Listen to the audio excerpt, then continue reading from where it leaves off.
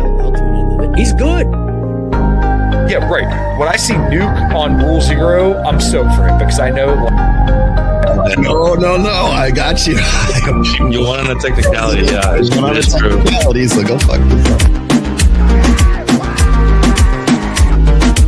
I'm not here to convince you of anything, Angela.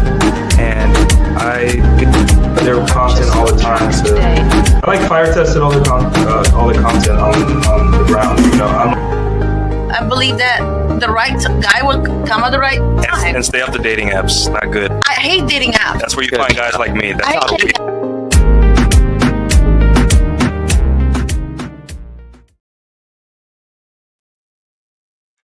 What's up, everyone? Hopefully, you guys like the new intro. Still needs a little bit of tweaking here and there, but more or less, you guys get the gist of it. Nice to see you guys again. I know I've been streaming all week, shorter videos, but you know this is my show. This is where I pick a topic and I talk and blab on for longer than usual. But today is just gonna be a Q&A. So I'm back streaming. I was back. Was it last Tuesday, Wednesday? I don't remember. Off from my hiatus, from my break, and feels good. Feels good to get off social media. But you know, I like this stuff. I like talking about it. So until I'm tired from it, I'll keep doing it. So don't worry, guys. I ain't quitting.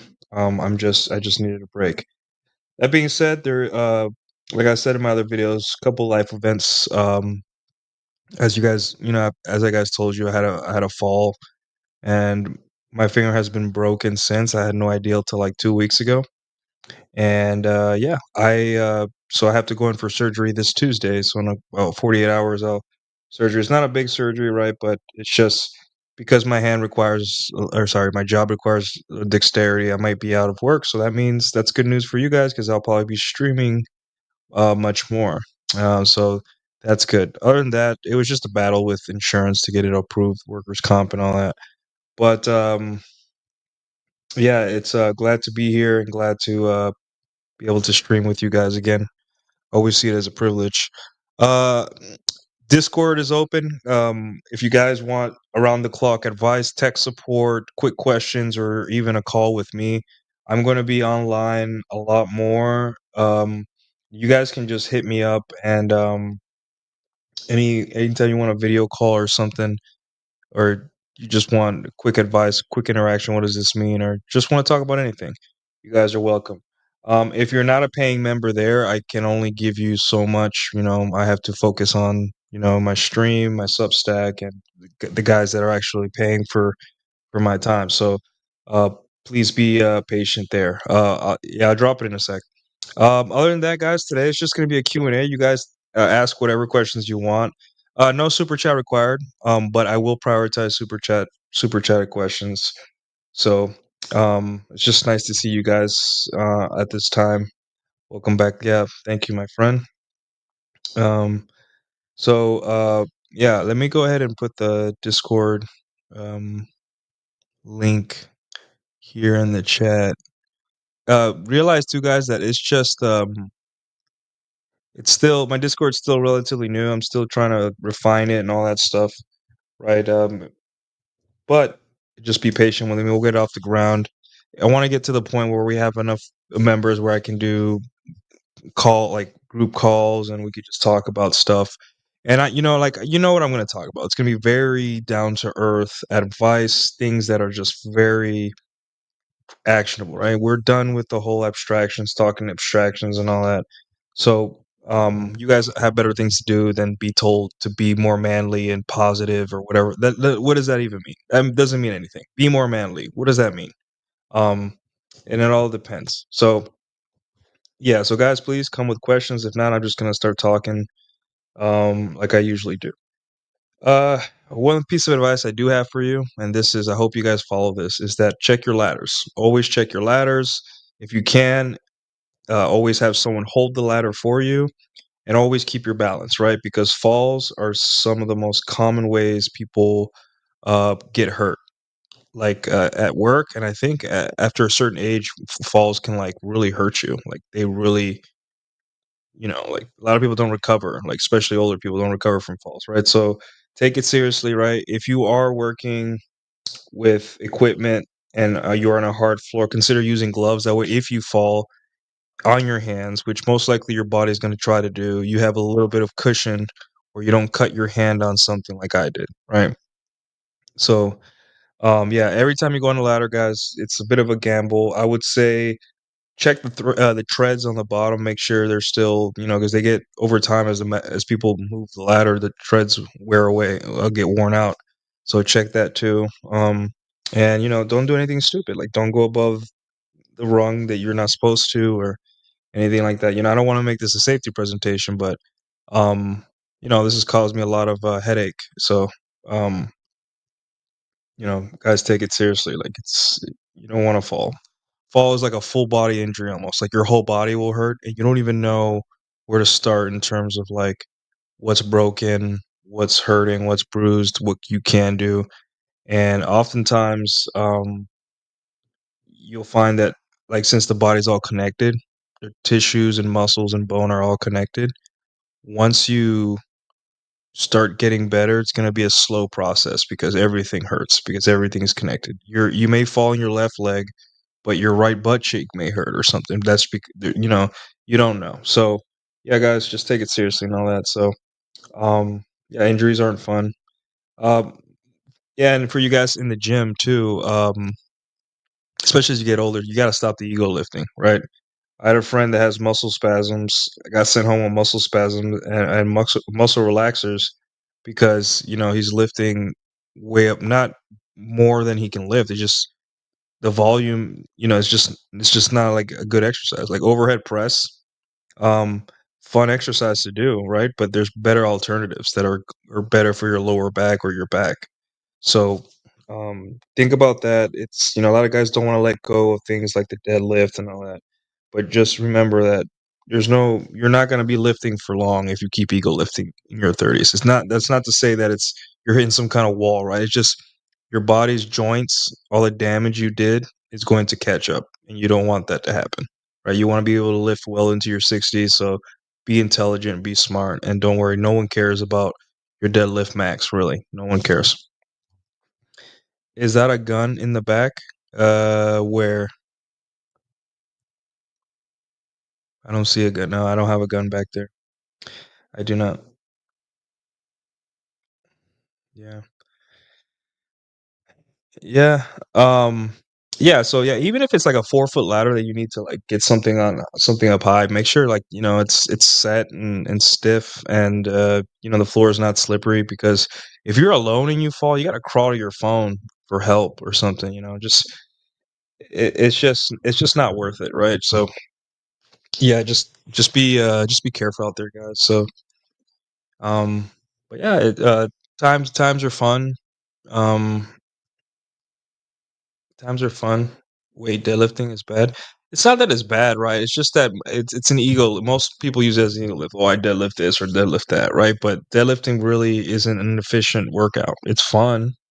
It's almost like you're stepping on a stage every time. It's fun to throw the weights down and all that.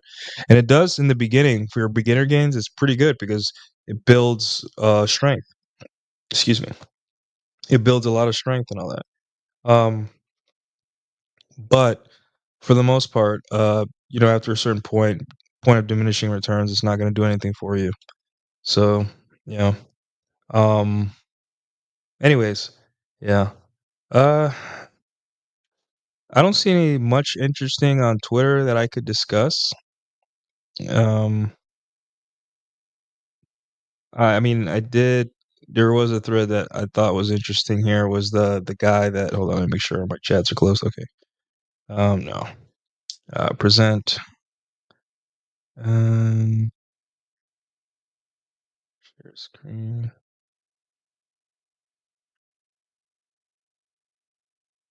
This the one?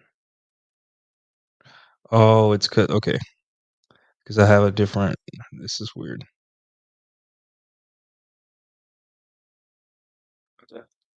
So, let me make this bigger. I thought this was funny. The guy's like, she left her her phone unlocked. What should I do it? And I said, great way to cut weight for the summer. You're not going to have an appetite for weeks. And this is a hard one, guys. Like, you, um, you don't want to be the type of guy that's neurotic about whether your girl's cheating or not, right? I think, obviously women are absolutely excellent at hiding men from each other. They're good at pretending they like you. It's really one of our biggest complaints is that women pretending to like us to get things out of us. It sucks, right? But in this situation, um, you're risking your girl catching you being distrustful of her, right? And you're also even if she's not doing anything wrong, you may find things that bother you anyway, right? Like you may go into her Instagram and you may find a message from some guy that's been trying to hit her up or some stalker said, "Hey, remember when I had sex with you or fucked you that one time?" And she may respond, "Hey, I'm sorry, I have a boyfriend. Please don't talk to me like that." And even though that's not a like that's kind of like what you want is for a girl to like make guard herself, you may not be okay with knowing what the guys of her past look like, right? So I don't think this is something that you should take lightly if you're in this position. First, ask yourself why you feel like you should check her phone. Obviously, I'm not shaming men that do. Every man is different. Like if you absolutely have to, your curiosity is always, curiosity killed the cat. But also remember to ask yourself, why am I doing this? Right? Because I've never felt the compulsion to check a girl's phone, and when I've had the opportunity, I'm just like, I don't wanna know. I'm not, you know, I don't have any doubts right now. Or it was just a casual relationship where it was just like, you know, I think a casual relationship for me, it's less reason to check because I'm like, oh well, I don't want to know, but also at the same time, curious like what type of guys are hitting her up, or who is she going to replace me with, or does she have a boyfriend and all that stuff. Um, After a while, though, as you grow older, you kind of develop this like mindset or at least a mental model where if your girl is cheating on you, um you tend to think, well, I hope you almost like not that you hope, but you're like, man, if she cheated on me and I leave her and I get delivered into a world of young hot 23-year-olds or 24-year-olds. And that's kind of how you got to think about this stuff, right? Like you can't um you can't be too neurotic. Neurotic is a demonstration of lower value. It's simply going to make you look um it's simply going to make you look needy or too worried, right? Obviously, if it's screaming at you, if it's something like she's not even like you see a notification that's questionable, right? Like a Tinder notification or a Hinge, that's when you have to like you should probably, you know, take measures. My first measure would be if I saw something like a Tinder or Hinge notification of a girl that I'm dating seriously, like we have both talked and she wanted to be exclusive, right? And it wasn't like the day after we decided to be exclusive. It was like weeks or a month after, and I saw a Tinder or Hinge notification, I'd start taking action, right? If she lived with me, I would start, like finding another apartment. I would set everything up so when I actually do dump her, it's not like a painful thing. It's already like, hey, this was the last step, right? The same way girls leave us when they're done with us, right? I would be like, okay, let me start setting up for a new apartment if we live together. Let me, whatever things you got to do. So when you finally sever it, it's a very painless thing. Um, and yeah, it's just this is a difficult situation for a man because women have this extreme hyper abundance, but you're just afraid to find out how abundant women's sex lives are and how easy it is for them to hide other men from you. So to each his own, right? I personally, unless it's like something obvious, like incredibly obvious, I will not look. Or I'm noticing patterns in a relationship that I didn't see before, right? Like she wants to go out more or something, or she does certain behaviors that I haven't seen before, and I have this opportunity. Yeah, I would take it. I'd be like, okay, let's see. She's not acting like she usually is. So yeah, it all depends on the man and the environment. It is what it is. No gun. What are you, liberal? Yeah, I'm not gonna have a gun on live stream. I'm not gonna have.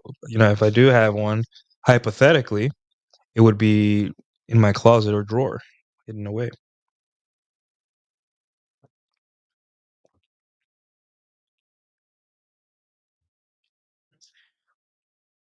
So, do we as men overthink? Yeah, of course. Everyone overthinks, but men, we overthink because before we're good at convincing ourselves that if we just have the perfect answer, a perfect plan, or a perfect thing, that we're trying to guarantee an outcome, right? And we like guaranteed things. We like things. We like our if-then statements as men. So the thing is with women is that a lot of men have been taught, like, if you do this, women will respond positively. If you do this, they'll like you. If you do this, they won't divorce you. If you do this, but and then we present to them this whole new dimension, right? This whole new difficulty level where we say, hey, it doesn't matter what you do, there are no guarantees. And that makes men, the anxiety kicks up. It's just like, then it's not worth it because there's no secure outcome. And men overthink everything because we want to solve a problem. And women aren't really a problem to be solved, right? And that's the problem with guys. Like, the women are not a problem to be solved because they're not your problem. Commitment is not your problem. And you've been taught to overthink as a man because that's a female trait. Like, yes, men overthink, but usually it's like when it requires overthinking, right? A complex problem. But women are not as complex as you think, but at the same time, they're not your problem, right? None of them are your problem, and that's why men overthink. What if I say something stupid? Well, it's no longer your problem. She'll leave, right? In the end, she'll think you're a cornball or whatever, and then she'll move on to another guy in that environment. Not your problem anymore. You see? Like, you think that saying something dumb is the beginning of your problems. It's the end of that situation. There is nothing else happening afterwards. It's over. And a lot of guys think, well, um, especially after a breakup, they'll be like, what if I did this? What if I had said this? And I'm like, well, there is no problem anymore, right? You're living in the past. There is no it's solved. It's over. The problem you now have is getting over it, and you need to start solving the getting over it part because you're overthinking. I think we as humans, we have the most powerful brains that ever exist. And I really think our brains are just too powerful for our own good. It's nice that we've created all these things and all that, but now we have things like like almost perfect memory, right?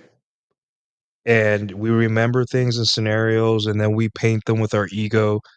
What is a normal interaction between two humans could be seen as disrespect or great admiration because our egos paint or is the tint with which we see things. Your girl could have left you because she just doesn't want to be in a relationship. Like, it has nothing to do with you, but your ego has to make it have to do with you. So we overthink, what could I have done? Me, me, me. And one of the things that guys are really good at is overcomplicating themselves, putting on more responsibility. They listen to one Jordan Peterson video 10 years ago or something, or 8 years ago, and the whole responsibility thing, the whole take on more load, take on more responsibility, they ate that up, right? Because to them, being slave to these things is meaning, like, gives you meaning. There is no meaning in suffering for nothing. There is none, right? And guys just need to get that. There is no meaning in sacrificing for nothing. And when you get over that, you stop overthinking. Hey, relationship is her problem. That means that 60% of your overthinking with women goes out the window. Hey, if you get rejected, nothing happens. There you go. It's a lot more things but guys reject this and they fight this because that that void that they once had there, where it was filled with anxiety and overthinking, is now gone. And what are they going to fill it with, right? So it's scary for men to just let it go, right? I think there's a scene in what's it called, Fight Club, where the guy's telling the main character, like, let it go. I have it somewhere on my computer, but let it go, right? And he's like, I can't. But like, you have to let it go.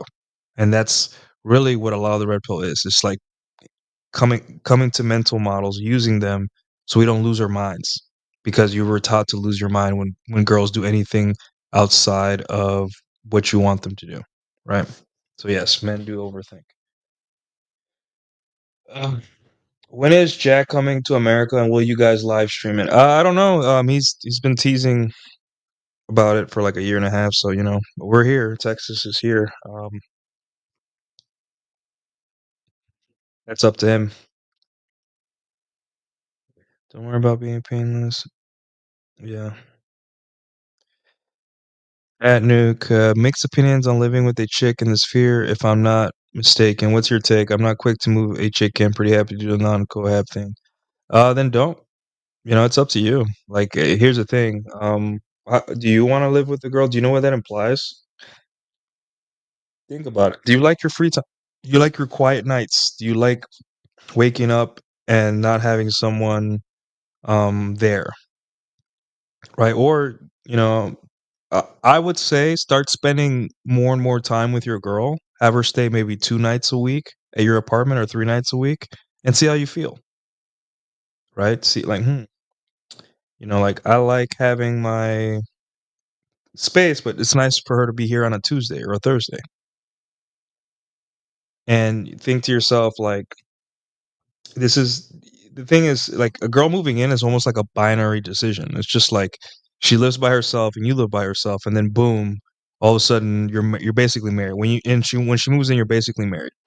From a red pill perspective, you shouldn't move someone in until you're ready to marry them or commit to full monogamy, like, long-term monogamy to them, whatever your culture, or whether you believe in marriage or not.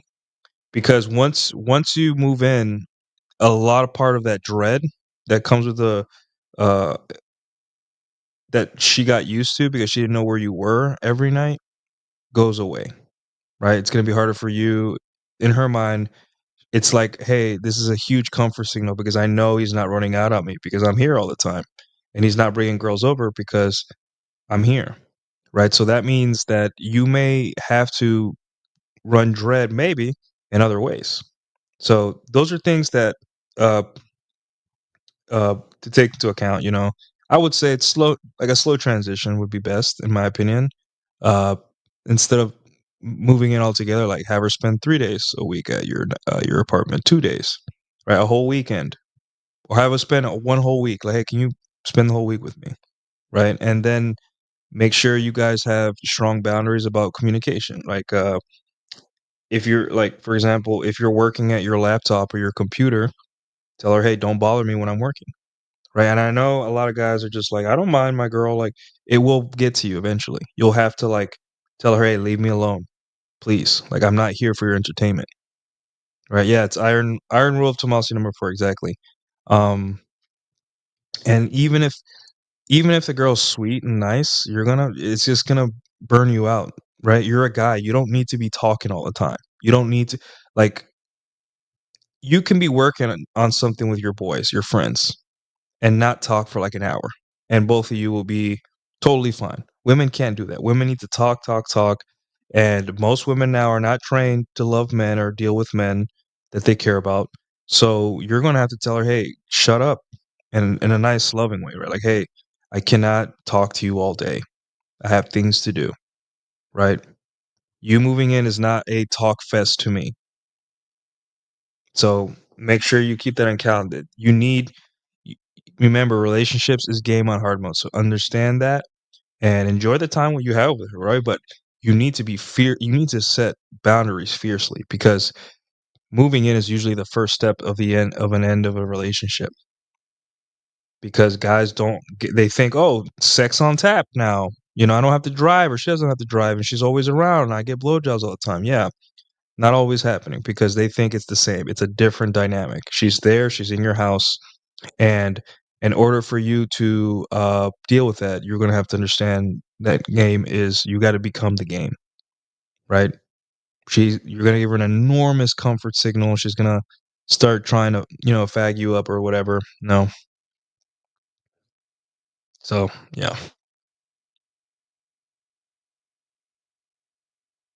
Once you feel pushed through that initial second, you feel the mental model is insane. Yeah, that's literally one of a lot of things that guys say when they take the when they actually learn and get it is that man, I was worried about so many things. Like I was like, whoa, what the heck? But all right, we got a $5 super chat from Todd M. Sir, you get one of these. Thank you so much, best friend. Todd M with the $5. We can clear this out now. Todd M with the $5 super chat, and he is also a member. Thank you for being a member, sir. Nick, do you mind expanding on the relationship is her problem concept? Fundamentally, I understand it, but practically, what does it manifest as? Sure.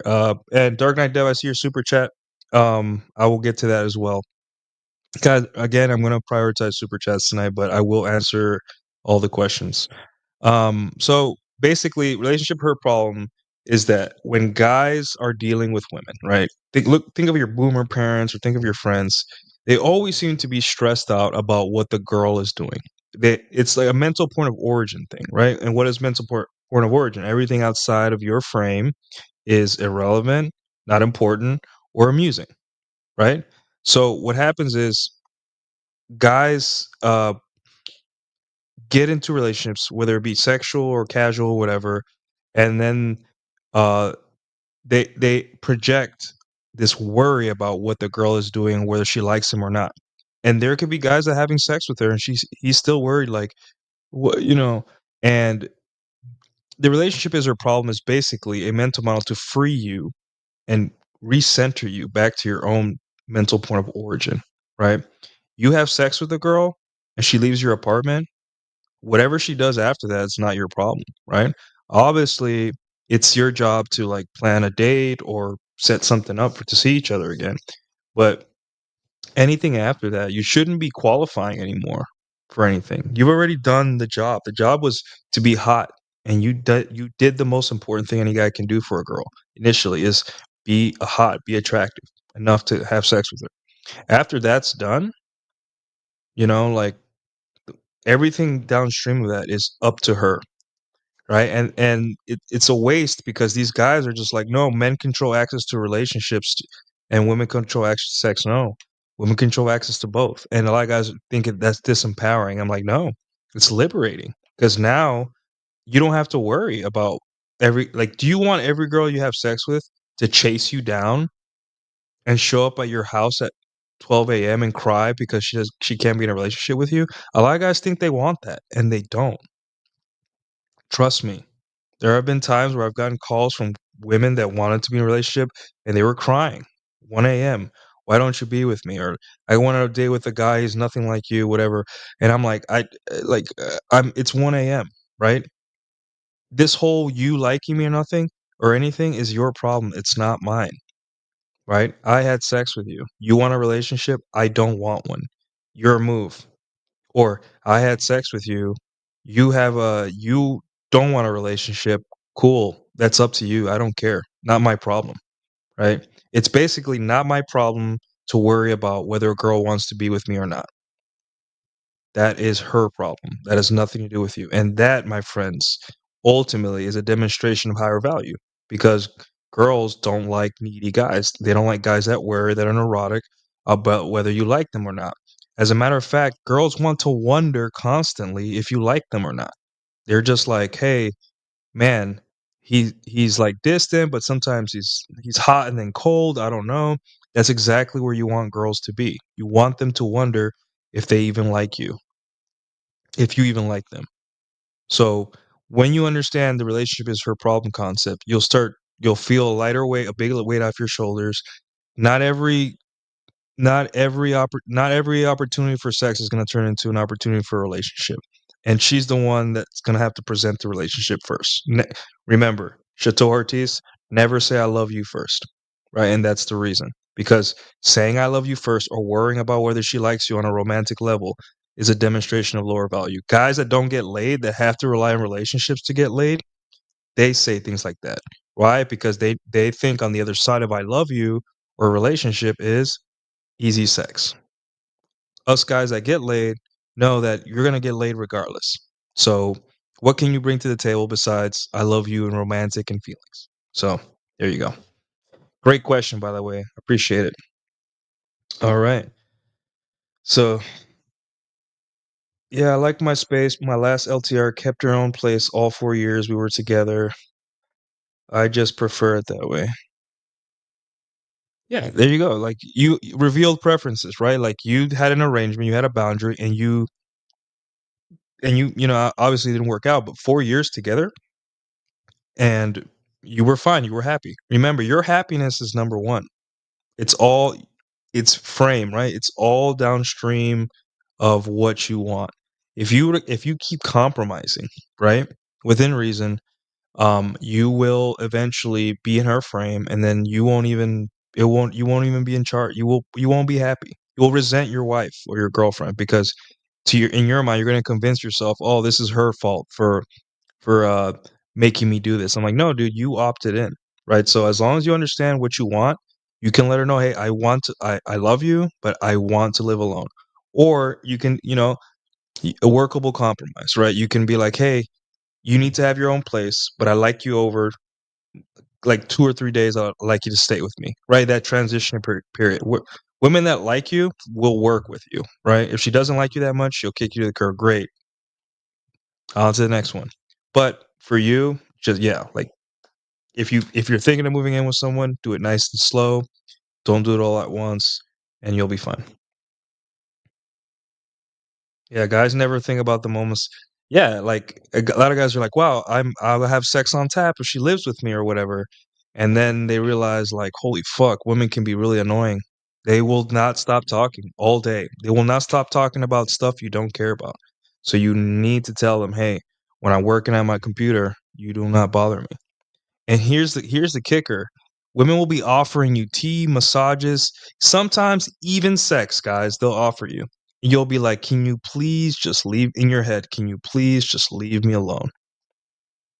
I know it's crazy because you're just like, "Whoa, sex? I'm never going to turn down sex." I'm like, "Bro, there's going to be times where you just want to sit down and be alone for a while, for 30 minutes, an hour, or just watch something on TV or play a video game and you just don't want to be messed with." And yeah. All right, Dark Knight Dead with the 569. Thank you, sir. You get one of each. Thank you so much, best friend.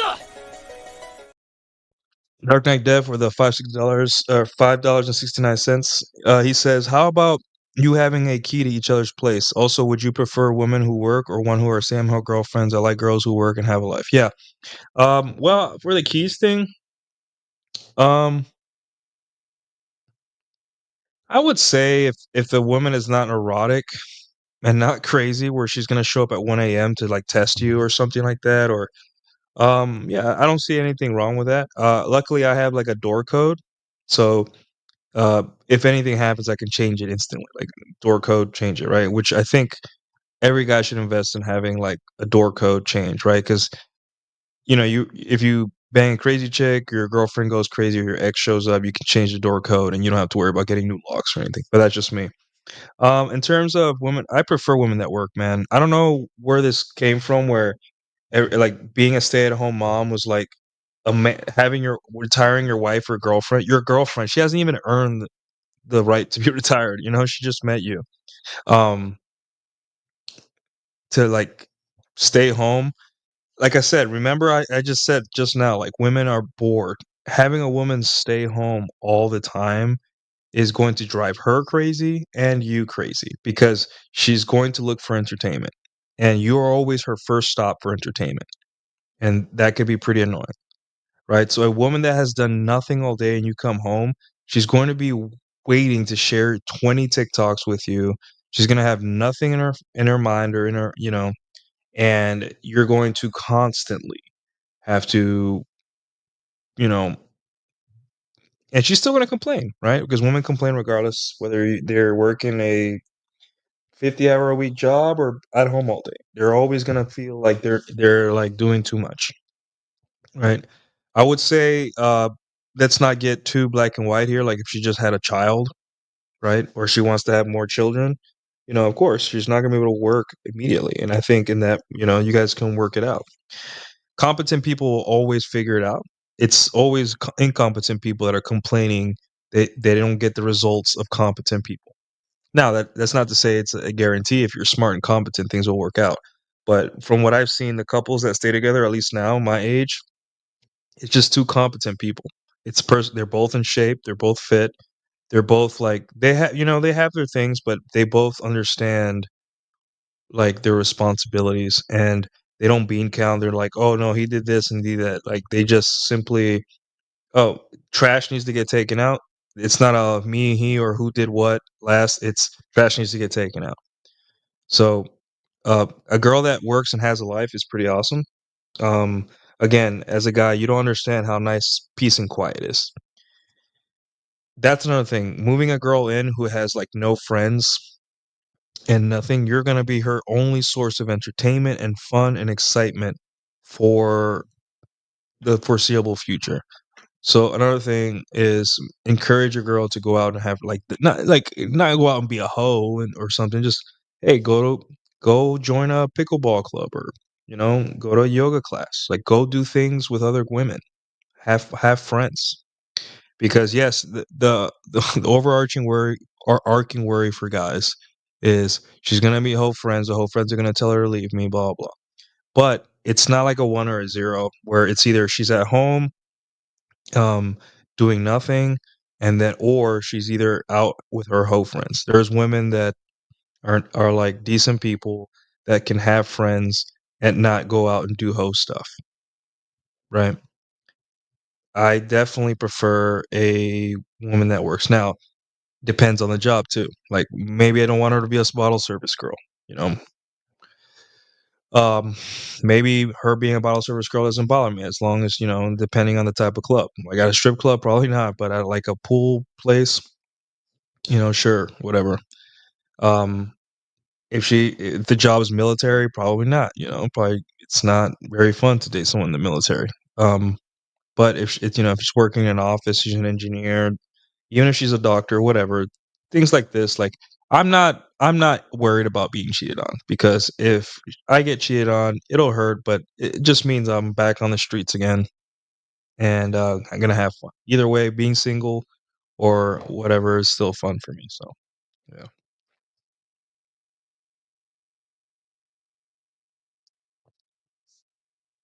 I'll say, look, there you go, Donald. He did share keys and all that stuff. So yeah. Anyways, yeah, man. Thanks for the super chat. That was a great question. Keep the questions coming. Yeah.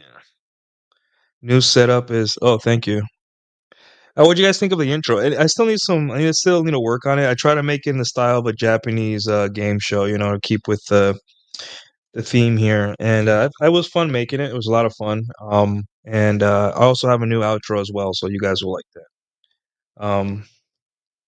Oh, look at Shiv. What's up, Shiv? Hello. That's my problem. Half the time I would turn down sex with my ex because I love my work so much. Yeah, I mean, like that's not, like that's actually a demonstration of higher value. It just shows you like you're not desperate, right? But remember too, like a lot of guys, it's either like they're in a desert or they're like drowning or they're drowning in water. Right? Like they'll get into they'll have nothing for months or no sex or unsatisfying sex with unattractive women, and then they get with an attractive woman in a relationship, and then they're like, finally, I get to have sex with a hot chick on tap. But for guys that were getting laid before they met their girl regularly, they just picked her, just okay, I like her. Um, you know, sex is good. You're always going to be kind of up for sex. The problem is, it's just like I got shit to do as a guy, right? It's not like I want to schedule it or anything, right? But like, I cannot be at the beck and call. I want to have sex 24/7, right? Most of the time I do, right? But it's not gonna be always. And sometimes there's just things that are more engaging, more rewarding than sex in the moment. It's a need, you need it, it's awesome. It's one of the best things on to ever happen to you, you know. But work is work, and I sometimes I like what I do and I want to be focused, and I can't just stop in the middle of like when my in a flow state with my brain where I'm just like, yeah, I'm finally getting some ideas down or getting some work done. I'm on a phone call to have sex with my girl, right? As you guys know, sex for men is very taxing on our bodies. We usually end up being super tired or sleepy or take a nap afterwards. So I prefer to have sex when I'm not in the middle of something. So yeah, definitely get that. Gasman shared you out. More folks need to others. Thanks, sir. I appreciate it. Where'd you share me on Twitter?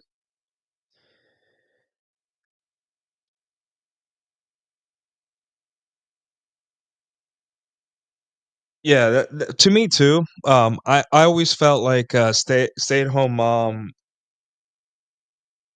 but like when the kids are in school 8 hours a day, it's like, what are you doing all day? Now, every man gets to decide this.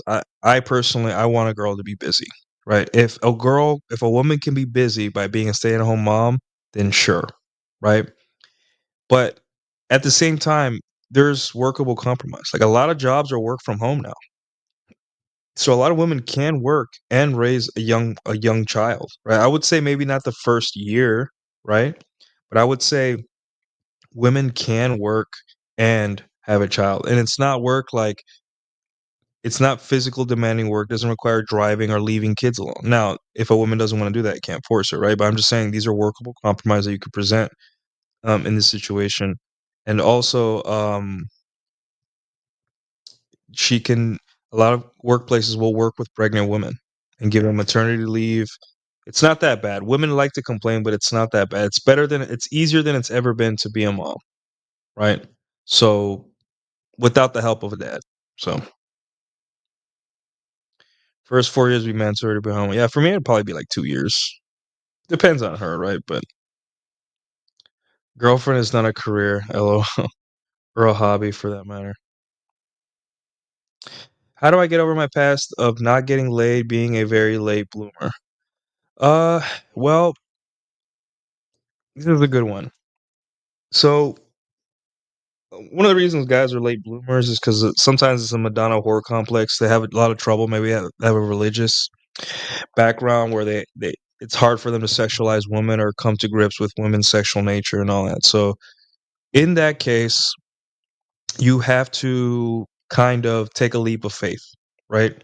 And that leap of faith requires you being sexual with the woman, and it will kind of get you out of your head in terms of what you think women are. Um, that is very common, especially nowadays when a lot of men are raised to be religious. A lot of religious people's kids are going to end up like that because they never, it's a weird relationship they have with women and sex. Women are sexual creatures. They can be pretty disgusting sometimes sexually. Like, I'm not saying they have the same sex drive as us because we have 7 and 12 times the testosterone, but the things they want are just crazy sometimes. So that could be that it's a leap of faith moment. You cannot just wait around until one day you wake up and say, "Hey, I can fuck a girl now," without, you're going to have to do that leap of faith. Next time you're on a date or anything, it is okay to sexualize her. I know the world is saying don't sexualize this woman or your religion, or you saw TikTok where women like, I'm tired of being sexualized. Women will never ever be tired of being sexualized no matter what age. From 18 until they die, they want to be sexualized. Right? Maybe when they're old grandmas and they're just focused on um, bingo and stuff like that. But women, for the most part, for the greater part of their lives, they want to be sexualized, and they're literally begging to be sexualized by men that they like back. That's the problem here. So how I got over it, because I suffered from this a little bit too as a young man, was I did the leap of faith. I just banged a chick. It wasn't the chick I was in love with. It wasn't a chick that was perfect. It was just some chick, right? And once that happened, it was like a big weight lifted off my shoulders. I was like, oh, and I just felt more masculine. I felt like, hey, I got over myself. It's almost like I recalibrated to my gender and what I was supposed to be. Women are supposed to worry about who they sleep with. Men, you can sleep with the fat chick or an ugly chick today. You're still you in the morning. You will forget. It just doesn't, you'll be like, damn, why did I do that? Anyways, it will not affect you as much as it will affect women, right? Obviously, women can sleep around and for long periods of time, and but men can do it for even longer. So, um, and it once you start getting laid, I promise you that your the years you spent not getting laid or the time you spent not getting laid, they won't matter, right? You stop blaming yourself like, hey, it's not my fault that I'm an absolute weirdo when it came to women. Now I'm a late bloomer and I'm sort of now figuring it out. You simply said, hey, I had to work through some things, right? It's not my fault. I got raised a certain way. I was a certain environment, certain trauma, whatever.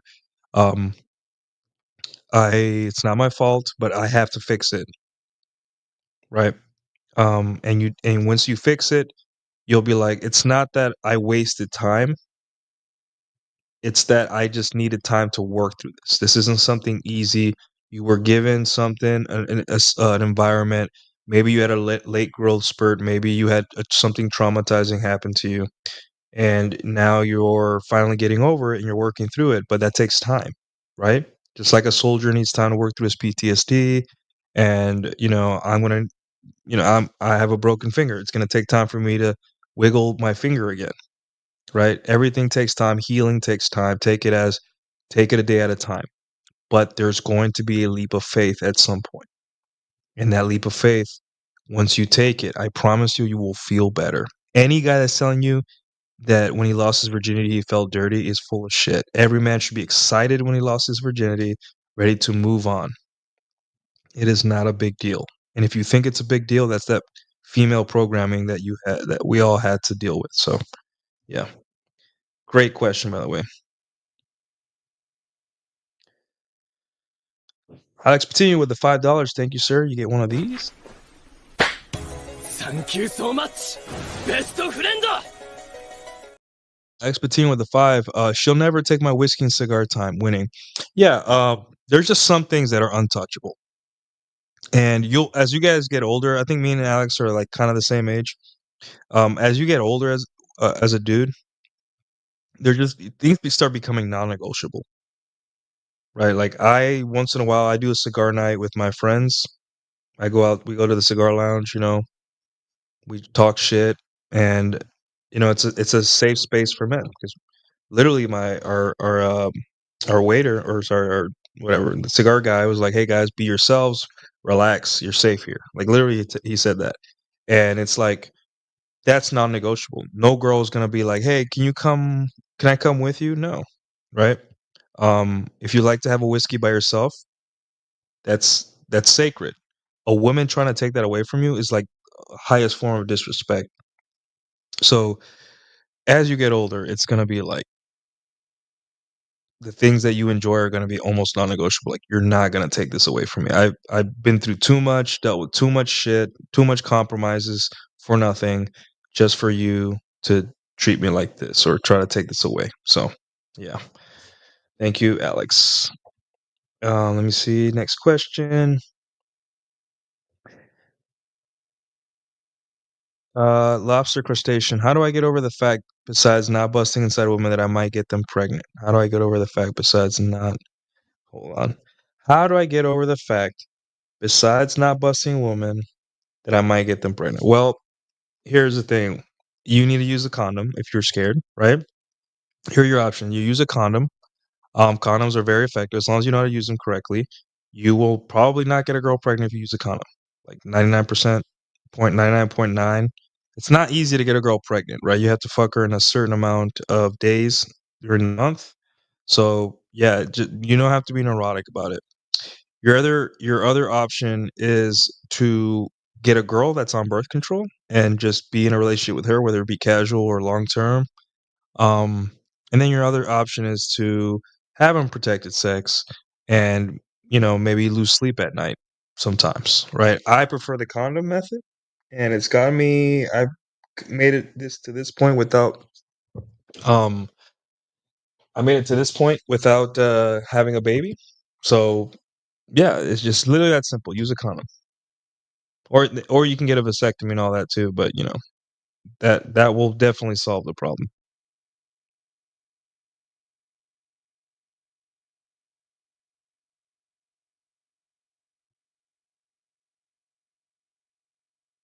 Let's see. Next question. Oh, we got a new member, Elon Musk Filthy Jockstrap. Elon Musk Filthy Jockstrap became a YouTube. Thank you, sir. Uh, for the members, I think I'm gonna do a field report for you guys on YouTube tomorrow if I have time. I'm doing surgery preps tomorrow. I'm cleaning my apartment and getting some paperwork done and making sure everything's tidy at work and all that stuff. Um, but I'll do a field report. I might do a field report about getting catcalled at the pool yesterday. And I know that's simple and not a big deal, but I wanted to expand. And a lot of guys don't believe that this is possible, that you as a 36-year-old man will get catcalled by mid-20s girls in bikinis at a pool, at your local pool. But I'm going to explain what happened. It was just 30 seconds, or 15 seconds of catcalling, but like that, what it took to get to that point. So I will field report that. I'll try to, guys. I'll try because things. I gotta focus on um my Tuesday surgery. So let me see. Um, hey, what's up, Crom? How you doing, sir? You're not gonna take hating Jack away from me, yeah. All right, we got $5. Tom, you get one of these, sir. Thank you so much, best friend. God, end with the $5. Sillier question, but I hear that going out for drinks is the optimal first meet scenario. I don't drink. I don't drink. Is coffee suboptimal your experience? Depends on the culture, right? But the reason coffee is always going to be number two under drinks in America is because women are tired and stressed here. The pacing of life is very fast, and there's a lot of things to do in America, especially in the city. This is the land of plenty. So a lot of some men think, oh, I have to get her quick because there's other men. Yeah, sure, but there's also concerts. There's also new brunch places opening. There's also her friends. There's also heartbreak. There's also men coming in and out of her life. So there's a lot of distractions, and there's also a lot of dates that she goes on where it's non-sexual, right? Where the guy doesn't hug her, and the thing with coffee is that it could be seen as non-sexual. It doesn't seem like a sexy date. It seems more like a routine. Who are you? Who am I? Blah, blah, blah. So because women are stressed out and because American women tend to be more bored and want more excitement, or you have to keep them excited on the hook or else they'll, kind of fade away. Drink date is good because it's sex fuel. It calms women down from that work week that they just had. Um, American women are the biggest drinkers on earth, so that is their number one hobby is to drink. Um, and it also kind of lets you exit. I mean, coffee date you can do that too, but and yeah, it's just sex fuel, right? If you don't drink alcohol or you don't want to do alcohol days, yeah, coffee is going to be number two because it's still casual, it's still light, but it's not going to have the same, relaxing effect as alcohol does, right? For responsible alcoholic drink or responsible alcohol drinking adults. So yeah, do the best you can. Also, coffee. A lot of people usually do coffee in the morning or in the early afternoon. They don't really do coffee dates at night, and usually trying to take a girl at 1, 2 p.m. from coffee to your apartment is not always gonna be like it's harder than when she's like a little buzzed and a little, her guard is a little bit down. Now, problem with alcohol is that some women drink too much and when you drink, your game may be a little bad. I personally am not. When I drink, I'm just not a good. I don't spit game as well. I know my limit, and I know after that I'm like, well, good luck, because I don't know when I start slurring words or saying something weird. But for the most part, I've never had the issue where I drank too much. But it is still always a possibility. I believe that coffee dates are fine. It's just a little less sexual, and you're going to have to deal with a lot more, pushback or last minute resistance because you don't have that calming effect of alcohol on our nerves and all that stuff. Um, and once you have one coffee, you can't keep drinking coffee, right? I mean, you could have like a croissant or something or water, but alcohol, you can have one drink and it's appropriate to ask for another. For coffee, it's just so you can't drink four coffees, you know? So there's that. So yeah, just do the best you can. It's not about like what's best. It's about like, hey, you do what you can with what your situation is, um, and after that, uh, you know. So yeah, so yeah. Let's see. All right. Yeah, exactly. Alcohol drinks have a sexual undertone. Yeah, it's just not all alcohol, right? Like if you take her to an old dive bar with a pool table and old people playing pool and gambling or like a slots machine in the corner, that's not very conducive. But if you take her to a sexy bar where it's like people are well dressed there and the drinks are like, they bring their drinks to you in like a treasure chest and it's like a very classy but like cool bar and all that stuff. And that's a sexual it's dark, it's sexual. She's sitting one of her legs are in between yours. All these things build up to like sexual tension, right? And there's that's something that a coffee shop will never be able to do. Is the environment of a coffee shop is kind of sometimes either sterile or cozy, makes you kind of want to like just relax or go to sleep. It's not conducive to sexiness, especially in a culture in America where like it's go go go. You know.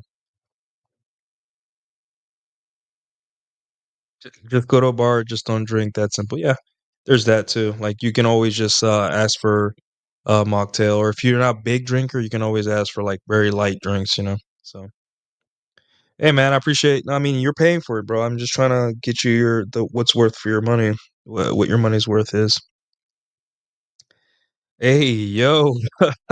Yeah, I think I saw somewhere, I have to find it, but, American women are the top binge drinkers in the world in terms of women. And then American men were not even in the top 10 binge drinkers in the world. So, in terms of men, so that's very interesting. Yeah, evening tea or coffee, no daytime coffee if possible. Yeah, I mean, there's honestly sometimes a coffee date is like there's just sometimes where I just want to get to know a girl, or I don't know, like sometimes I could feel like a girl's a little bit uncomfortable with meeting me. So what I do or what I did was like, let's go to a boba shop. Especially Asian girls, they love their boba and they feel very comfortable and very excited to teach me about boba and mochi nuts and all that stuff. So like I've created an environment where yes, the alcohol would have calmed her down, but she was just not ready to drink with a stranger. And I get that, right? Not all girls are the same. Most women will be okay if you're hot enough or they're interested. But sometimes, you need to like, hey, let's do a quick pre-interview and all that stuff. I would say that in those cases, um, we all want to win, right? The point is to win. It's not for one thing to be better than the other. I have had situations where I've taken women to a coffee date, and I was like, good thing I took her to a coffee date because I feel like there's just a side of her, the sober side, and I could see like, oh, she's fun, she's you know, chipper and all that stuff. And then when we went to drink, I got to see her like she was also kind of chipper, but also there's like this like we know each other, and it's like she felt so much more comfortable. So 2 dates, I had a fun on both, but the second date she was so much more comfortable because the anxiety of her thinking is this guy a catfish or is this guy weird or um you know that could help, right? So, guys, it's about strategy. Over time, if you get experience, you will notice like, hey, this girl, If alcohol, if you don't want to drink first, we can do a tea day, boba, coffee, whatever. So yeah. Um, I keep it on the tree. Yeah, for me, my limit is four. After four whiskeys, I'm just like, all right, I gotta tell this girl either end the date or So yeah. Jorge, I will get to your super chat here in a second. Um, where is okay? Here we go. Jorge with the $5. Thank you so much, best friend! Jorge asked for the $5. How do I get the girls? Just kidding, Nuke. Just dropping by to say, hey man, thanks. How do you get the girls? Be attractive, don't be unattractive, right? What do you need to do to be attractive? You guys already know. Like guys already know. I think the hard part is just getting rejected or like how to like balance work and women or your hobbies and women or how to deal with when a woman does this specific behavior or like does she actually like me, what does this mean, but everyone knows what they have to do to be attractive. We all grew up watching the 90s coming of age movies where the jock that was competent, handsome, and captain of the football team got all the hot chicks. We understand that, right? So we know what we need to do. It's like it's the nuances and the little things that confuse us that we're asking about. So yeah. All right. Lobster crustacean with the $5, you get one of these, sir. You know what? Let's give you something. Let's give lobster crustacean something different. It's appropriate with your name. You get one of these, sir. Jesus answered, I am the way and the truth and the life. No one comes to the Father except through me. $6 shrimp special! $6 shrimp special. Lobster crustacean with the $5 says, I stumbled upon you and Jack Napier the last couple months and have binged your live streams at work. Thank you both. Hey man, I appreciate that. Damn, that's means a lot to me, man. That guys are this is helping you. I think you guys have better things to do than to you guys have better things to do than to be constantly watching sorry, something's on my screen. Be constantly watching things that don't really help you, right? So I'm glad that you took my information and it's helping you. So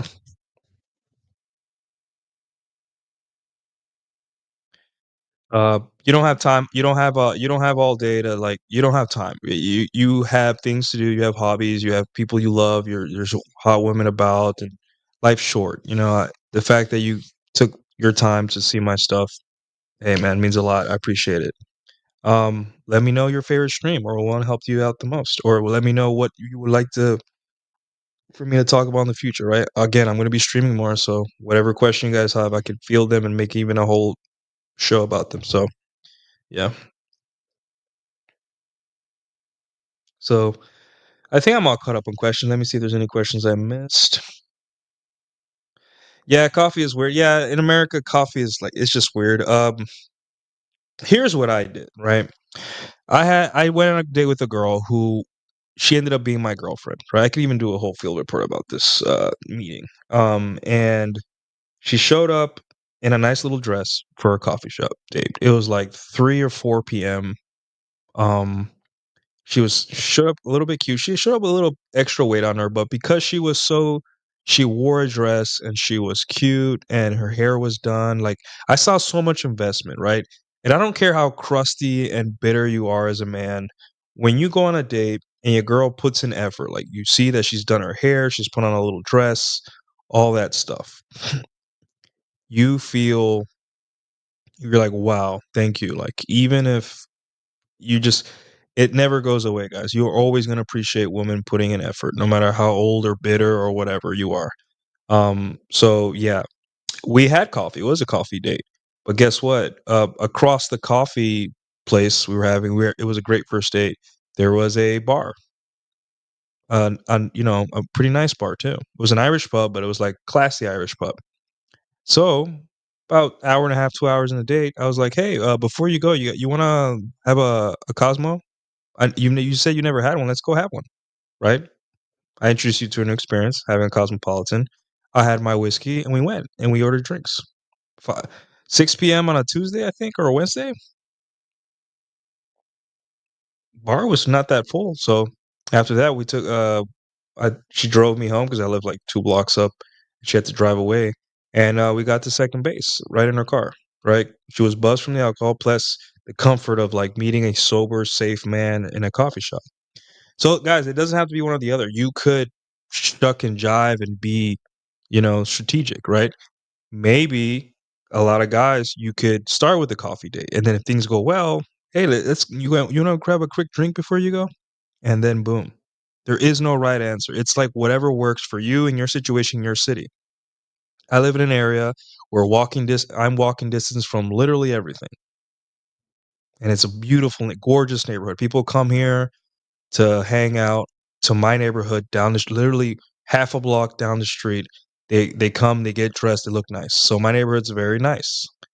But I have everything walking distance. So if I'm like, hey, if I have a coffee date with a girl and it's like 4 p.m. and things are going really well, I'm gonna say, hey, you wanna grab a quick drink before you go? Just one. I just wanted to show you this place. I think you would like it. It's definitely your vibe or something. And guess what? It wasn't one drink, we had two. Um so yeah, it's not about one or the other, right? We can be strategic, we can be smart, we can high IQ this stuff out. Let the people on the internet fight forever about which one's better. I use both. Whatever it takes to win, I'll do it. Boba's a great call. Yeah, Boba is a pretty good call. So, um, I asked Cappy about you. He said you did the work. Good enough for me. Oh well, thank you. Oh yeah, Cappy did a whole video on he said get nuked to 1,000 subscribers. I don't know where it's at. I'll probably find it and put it in the chat here or something, or I even play it. Um, let me see if it'll show up. Yeah, he did a whole video of why I should get to 1,000. Like he discovered me and all that stuff. So it's yeah, I think I found it. Yeah, it's good times. I'll play it in a second. I don't even know what to call you. Elon Musk, filthy jockstrap. I'm just gonna call you jockstrap. There you go. I'll play it in a second, jockstrap. Um, Nuke, you're fairly a new kid on the block in terms of content creation, but I believe you're really solid. Find yourselves practical dating, learning, resource so helpful. You really found your lane. Yeah, man. I really like. I used to talk my friends' ears off about this stuff. They were like, like Nuke, dude, can you?" But that's when I was drunk. That was when I was drinking, hanging out with my friends. We were like Ubering home, and they'd be like, and they'd be like green with, like just tired of me. But I realized, like, hey, I do like talking about this stuff, but something was missing. Something was missing, and I still had a little bit of resentment towards women. So after a couple of casual long-term relationships where I really got to know women like on a deep emotional level, not like relationship, but like got to see them in action and got to see their day to day and had them cry, but then leave and not talk to me for 3 days and then come back and see how women deal with life and reality. That's when I really was like, wow. It was like in the movie X-Men First Class where Professor X touches Magneto's head for the first time and reads his past or reads him, and he's like, "Holy crap!" and he's like almost crying because of like how emotionally intense. That's what it started feeling with women. I was like, "Holy crap! This is what women are going through." Not in an empathetic sense, like, "Oh my god," more in a "Holy shit!" Like, "Damn," I was like shocked, like, "Damn, really?" You know. And you'll be surprised, like, the internet loves to describe women in the abstract. When you start dating women, you start seeing, like, not you start seeing, like, why people talk about in the abstract. It's because there's so much ego. They have to present things in a way that appeases their ego and their investment and their beliefs. So, a girl will be like, "I ain't doing shit for no man because man ain't willing," or whatever, the whole, like, "I'm doing less because I'm awesome." And then you'll date a girl that has like I dated a girl that had like 3 jobs, right? She was a social worker and she was a social worker.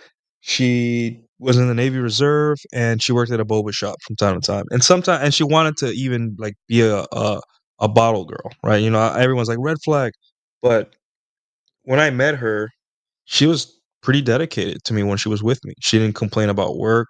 She was, you know, quiet. She would ask me, "Hey, can I give you a massage, please?" Right? And that's gonna blow your mind for a new guy that spent his whole time thinking that women don't do this stuff only for rich men or men that are clouded. You know, she just likes you. And there's nothing more human for women than you acknowledging that they like you and just, yeah, she likes you, dude. So let her like you. Stop thinking about whether she's cheating or she's fucking other dudes. Like, let her like you. Let her make you coffee. Let her fuck you silly, you know? And you're going to feel weird because you're not going to love women anymore and you're not going to hate them. It's even weirder feeling than that. It's going to be neutral. That void where you either loved women like when you were blue pill and then you like had your red pill rage and you hated them. Now it's going to be nothing. It's going to be this whole inside of you where you're just like neutral. And you're going to be like, what do I do now? And then now it's like, hey, you've given yourself the best gift ever. And that's being neutral on women. Yes, they will frustrate you, but we frustrate them too. No big deal. The neutrality you get will give you so much peace, right?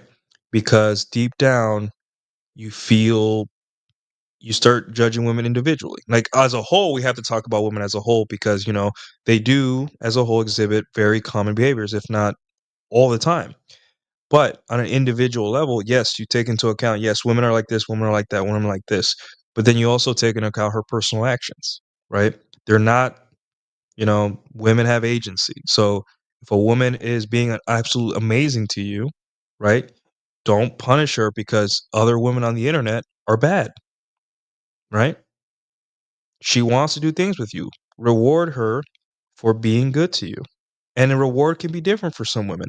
Hell, some guys can't fathom this, but sometimes women do nice things for you because they want to fuck you. They want you to fuck them hard, right? Like women get addicted to dick. They talk about it all the time. And sometimes it's not even toxic, man. It's just they like a guy that just plans dates and knows how to give them an orgasm. And they're just like, fuck, I'm going to stay here for a while. Like, I'm not even thinking about the future. I just want to stay here. And we have to start drilling this stuff into people's heads, into guys' heads, right? Women will say whatever they want on the internet. And I promise you, I can picture every girl that's been amazing to me saying some crazy shit on TikTok. But remember, do not listen to what they say. It is what they do that matters. That's all that matters. When a girl's on a TikTok, she's just flapping her gums. None of that even matters. If you have mastery with women, then none of that even matters. However, in your personal life, you see what women do, right?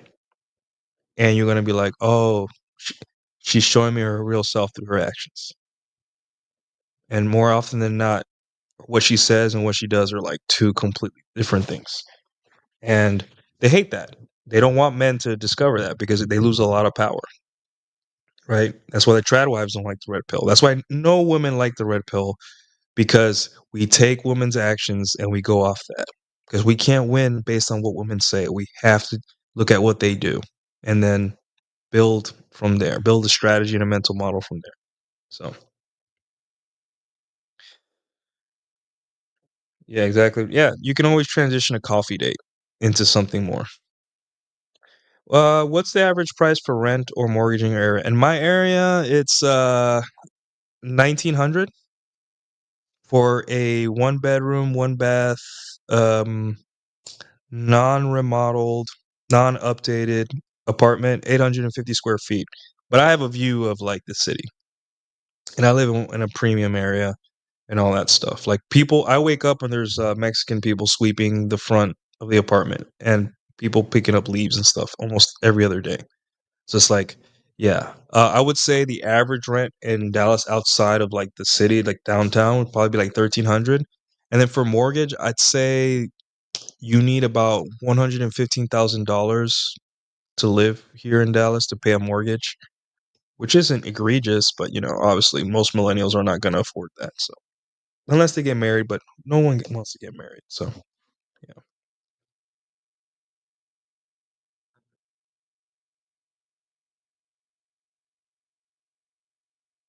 How's the morning on the Black Sea? Oh, you're talking to Jack. Okay. Um, subscribe to Nuke. Thanks. Hey man, I appreciate it. Um, she enjoys investing. Yeah, it's like it's her. It's for her, right? It's like you cannot let a girl not invest. It's torture. That's like pissing you. That's like her. You know, don't withhold that. Let them like you. Let women enjoy you, right? And that's why I always say, like, we as red pill men, we're more pro women than the rat femmes, right? Because here's something the rat femmes don't understand. They themselves also don't understand female agency, right? Because to them, every woman thinks like them secretly, right? Like they'll say, like, hey, women shouldn't do this for men because men have been benefiting from this for decades, and how could you, right? But there's women that genuinely are happy doing things for the guys they like.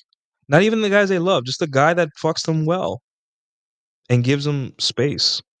They genuinely like I swear to you, there's women that I'm like, there is no way this woman will be selfish. She's like you know, sex worker or ex-sex worker, or she's a young girl that just wants to party.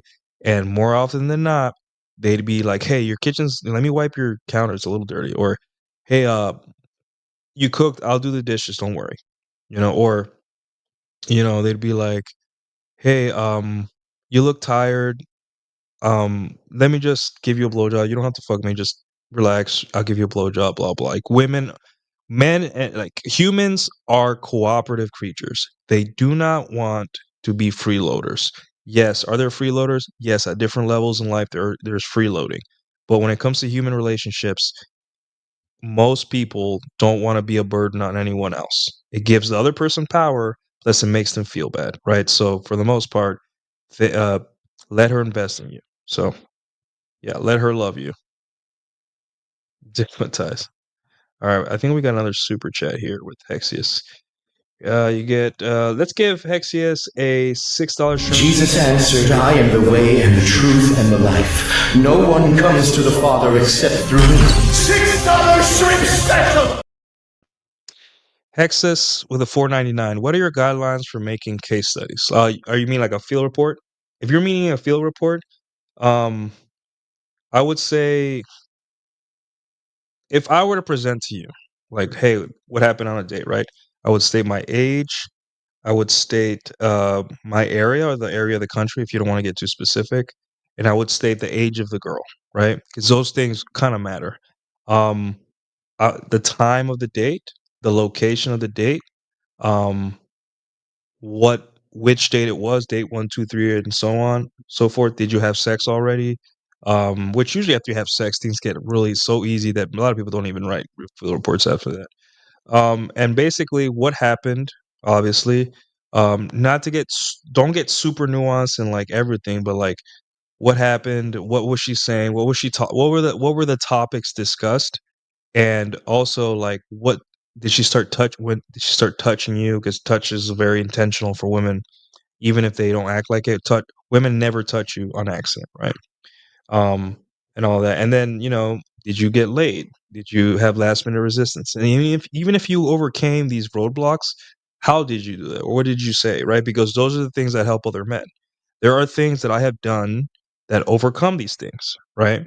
And those are the things that guys need, because guys, there's going to be two guys here. There's going to be guys that are going to be always in the abstract. They're talking about like men control access to the relationships and women control access to sex, and they'll be, banging that drum for years and still banging the same low quality people, right? Or you can be the people that are actually there trying, the man in the arena. They need these little things, right? Like last minute resistance. Well, I'll be like, hey, in the game, Mystery said, pull your dick out. No, I don't.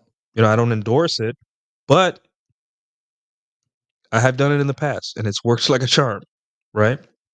Or, hey, I want to get girls on a date, but they keep saying they need another date with me. I'm like, okay, we'll have a second location, right?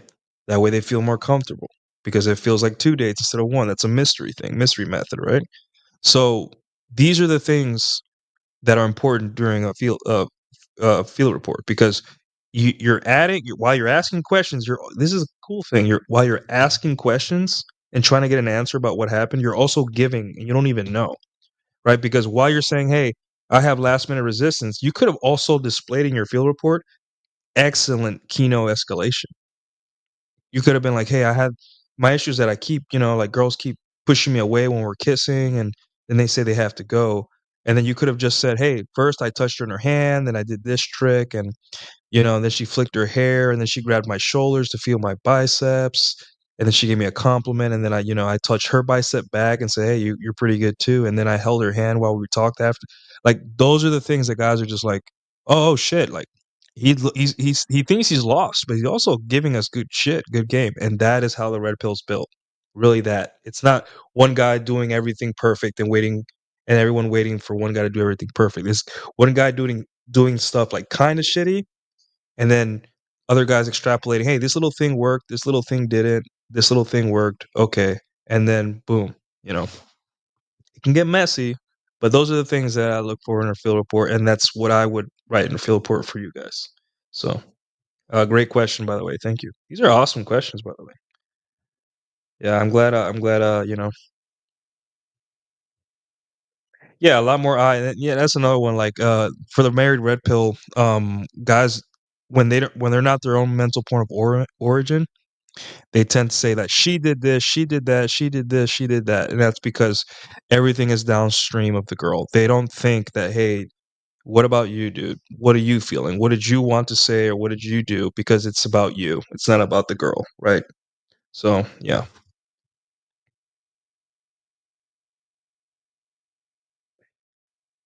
Favorite country and city? Favorite country is going to be the USA. This is the best country on earth, and I've been to multiple countries. I think they're great. It's not the best country for thin women. If you like thin women, it's going to be a little harder. And but I think that USA is the best country. Despite all the criticism and all the like what's happening here, there's no place like home. So yeah, I think this is the best country. And then favorite city right now, that I live in, I think Dallas is the best city I've ever lived in. I've been the happiest here. I think this is great. Favorite cities to visit, I would say, you know, Miami was kind of fun, but I didn't go there to party. I went there to work. And I think outside of the club culture and all that stuff and the clout culture, I think Miami would be fun. Like I would go to Miami like on a girlfriend trip, like to take my girlfriend because it looks fun, right? But not to seek women. I don't think that would be as fun, right? Unless you know people there and stuff like that. Also, San Juan, Puerto Rico. Always have a blast when I go to Puerto Rico and hang out in San Juan.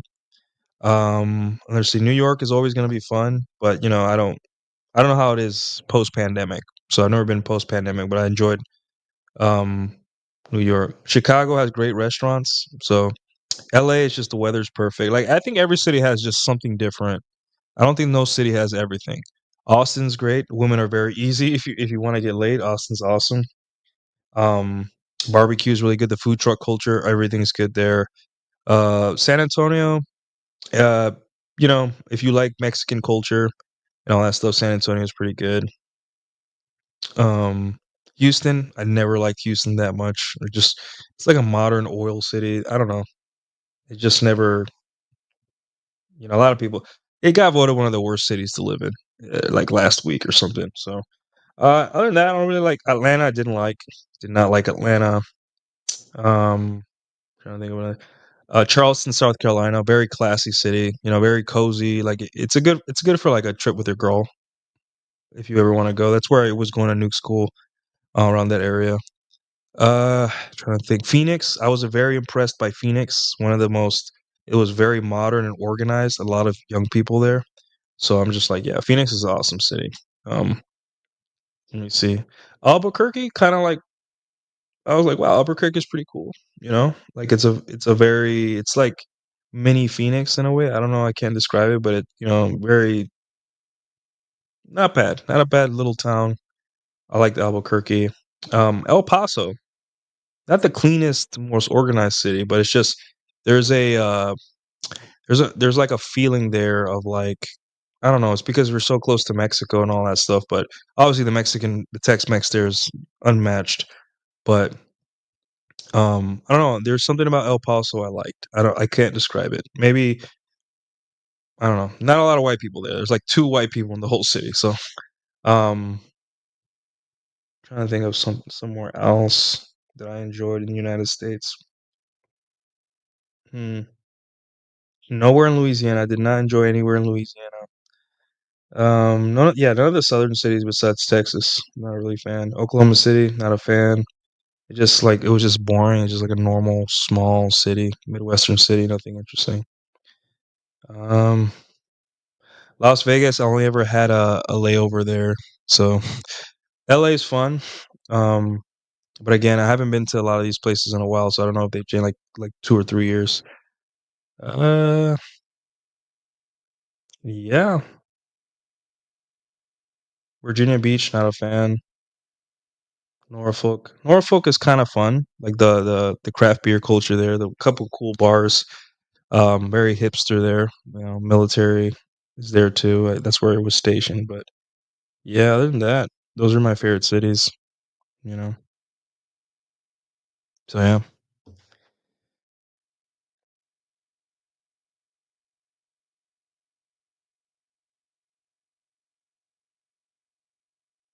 My last relationship was in 2020, but I've been in with 6 women since, and I can't find a girl who I would actually want to be in a relationship with, or am I not sure if I'm over it at all? Well, here's the thing, like, it's again, remember, relationship is her problem. You shouldn't be thinking I need to find a girl for a relationship, right? Worry about being awesome, right? Your job here is to fuck these women very good, enjoy yourself. When they no longer are fun or like within your like you're not having a good time or they get tired of you. Usually they get tired of you before you recognize, you're not having a good time, right? Um then you move on, right? You getting over your girl, that might be something to do with you still idolize the woman of your past. Usually um you need to bang more women, right? It's 2020. You've been with 6 women since. I feel like 6 women isn't a lot for 5 years, right? So maybe you need to either up that number more, right? I would say 10 after having sex with 10 women after that are like at least half of them are as attractive as your girlfriend, you'll be cured from your one-nightitis from your ex, right? There's a guarantee that you'll be cured. However, 6 in 5 years it seems like not a lot, right? For a guy that hasn't been in a relationship since. So I would say, hey, like maybe you're having like semi-monogamous or long-term casual relationships with these women. I think you need to either hit hit the ground running more and take more measures to overcome your one-nightitis with your ex if you're still thinking about her, right? Maybe you have items in your house that remind you of her. Maybe she's still in your friend group and you have to see her all the time. Like maybe you can't delete the pictures or something like that, right? There's psychological things you can do that kind of help you hold on to women that you can stop, and you can stop them at any time. So yeah, just think about that. Mm-mm.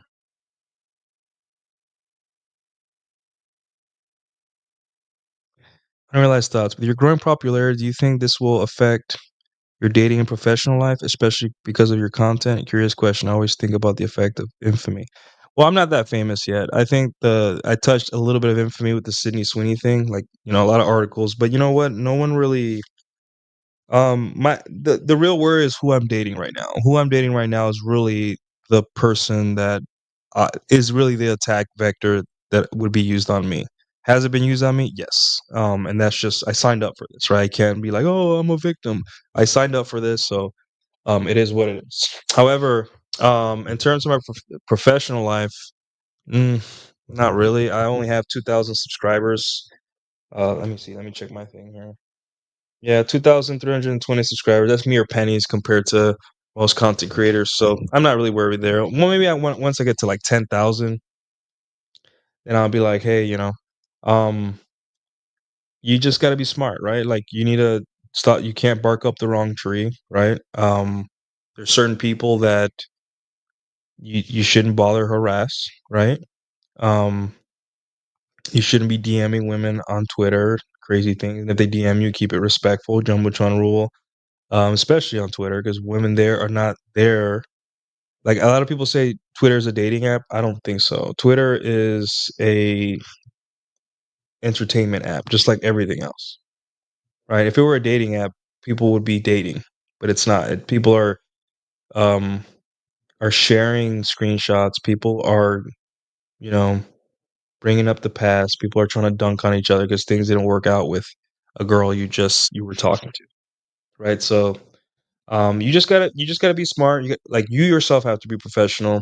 And in terms of dating, no, I don't like. We're still very niche. We're still very niche. Kind of.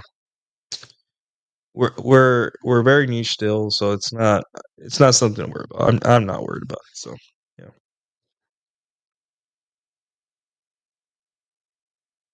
G7, you get one of these. Jesus answered, I am the way and the truth and the life. No one comes to the Father except through me. $6 shrimp special! $6 shrimp special. Gene Simon LaRose with the $2 Canadian. I like tattoo. It's how I started touching Kino. Okay, well, yeah. See, that's what we're here for, right? That we're here for trading notes. I go for the nails, right? Like, oh, show me your nails. Everyone has their nails done, and then I start asking about them and like why she chose that. And I still have her hand in my hand, right? And then I change the subject, and I'm still holding her hand while I'm talking, and then I slowly let it slip away, like kind of like that push pull. I let it like I'm the one that ends up like slipping away, right? And then like once you break that barrier of touch, women kind of start craving it. Like subconsciously, they want to be obviously they don't want to be like their ass grabbed, right? But they want that light touch. That because remember, again, women want to be. If women aren't touched on a first date, they'll think you're a super creep. They're like, "What's wrong with you?" You know. So yeah, very good comment there. We got a 569, sir. We'll give you a shrimp special. Jesus answered, I am the way and the truth and the life. No one comes to the Father except through me. $6 shrimp special!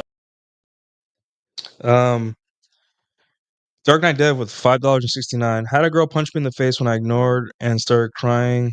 We had bedroom fun immediately after. Have you ever had to deal with a DV issue? I mean, I think every guy gets to decide what a DV issue, right? Like if a girl hits me and we have sex afterwards, I don't know. I've been in a situation, but the DV was like it wasn't playful or fun or like it was just like she really wanted to hurt me. It was once in college. And then I did get hit by a woman in my apartment 2 years ago, and it was a slap to the face, but then she giggled and laughed, and she had been drinking. I don't think she was, handling her alcohol well. She was super lightweight, had no idea. So, after that, I kinda, like, calmed her down and, talked to her, and then I say, "Hey, I gotta go," whatever, and then that's it. Um, I think always try to de-escalate. In these situations, de-escalate. I don't care if you're mad or anything, de-escalate, de-escalate. And then make a value judgment. Like, I get it. I'm a guy too. Like, if a girl is absolutely gorgeous and the sex is amazing, I'm like, what damage? Unless she pulls a weapon on me, like, what damage is she gonna do to me, right? Really? Um, uh, or you may be like, hey, I don't like my face touched. Me personally, I don't like my face being touched unless it's like, lovingly.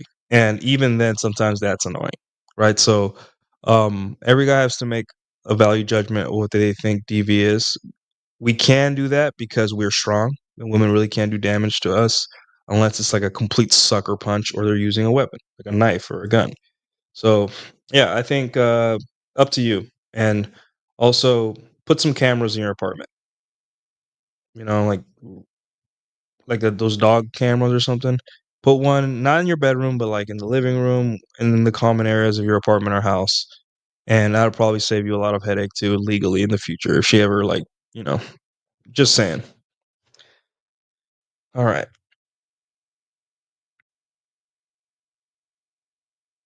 Melon, how you doing, sir? What's the best way to handle a friend losing the kid's money? It's not my business, but I don't want him to Gotcha. So I had, obviously in the military, there was people that kind of got divorced and all that stuff, right? I think as friends or coworkers or people that care about them, we feel kind of powerless because to we want to help them, right? But um the best you can do is let them know, hey, I'm on standby for anything you need. Just be there. What I did is I had a friend that was going through a rough patch in his marriage where divorce was being threatened, and all I did was have lunch with him every day, and we talked about it, right? Just be there. That's all. Just listen. Some people just need someone to listen. Um, and there's going to be a point where they may break down. There's going to be a point where they really like hit you up and like, hey, I really need to talk to you and all that stuff. But you know, just be there. That's all you can. Don't try to red pill them. They're trying to say, hey, yeah, that bitch. Just, dude, tell me how you feel. And then in time, their grieving process and all that. And if it gets so bad that you feel like they might hurt themselves, then start talking to professionals and like start making arrangements for this person to be looked at. So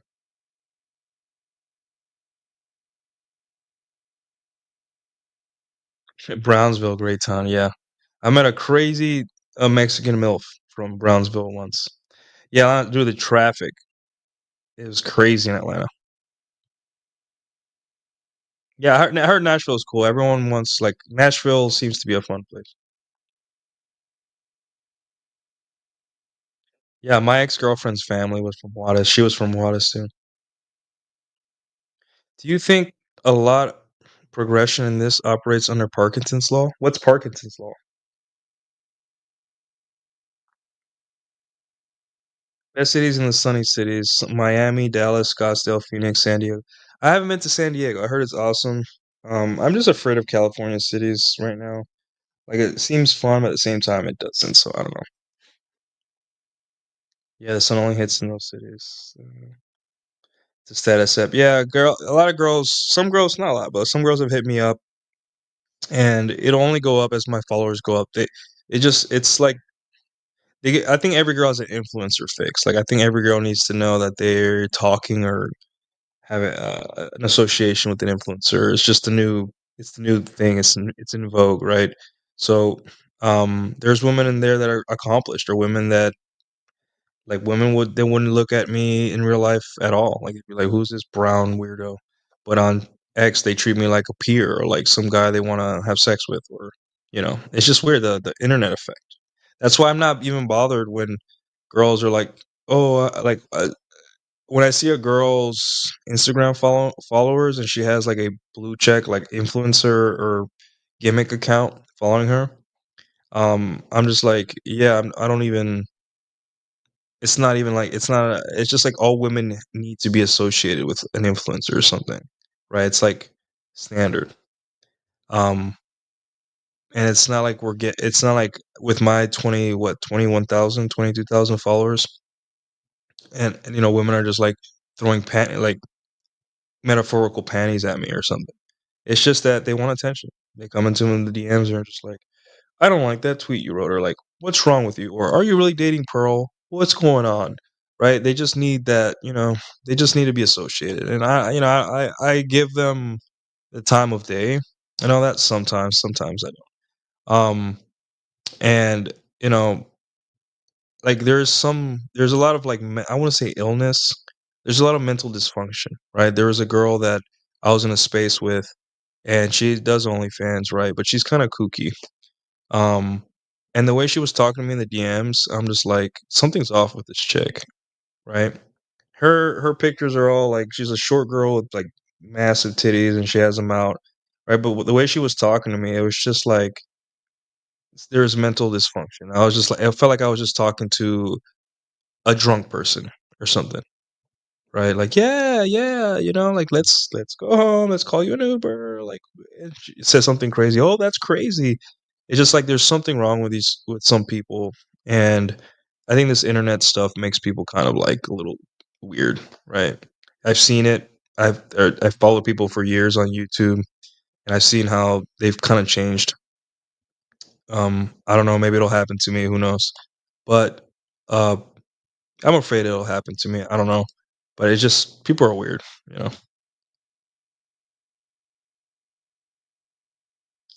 Yeah, the dude, it's if there's anything I contribute to game and dating, it's like that's got to be top 5.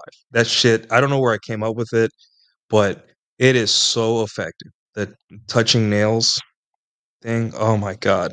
Because women are just like they just show you their nails and you rubbing their fingers and all that stuff. You're like, wow, and you talk and they just won't because this is a big deal for women. The way they choose the color, um, what it means and all that stuff, like uh when they're gonna get their next nail appointment. It's important to them, right? So act like it's important to you too, and that's how you connect.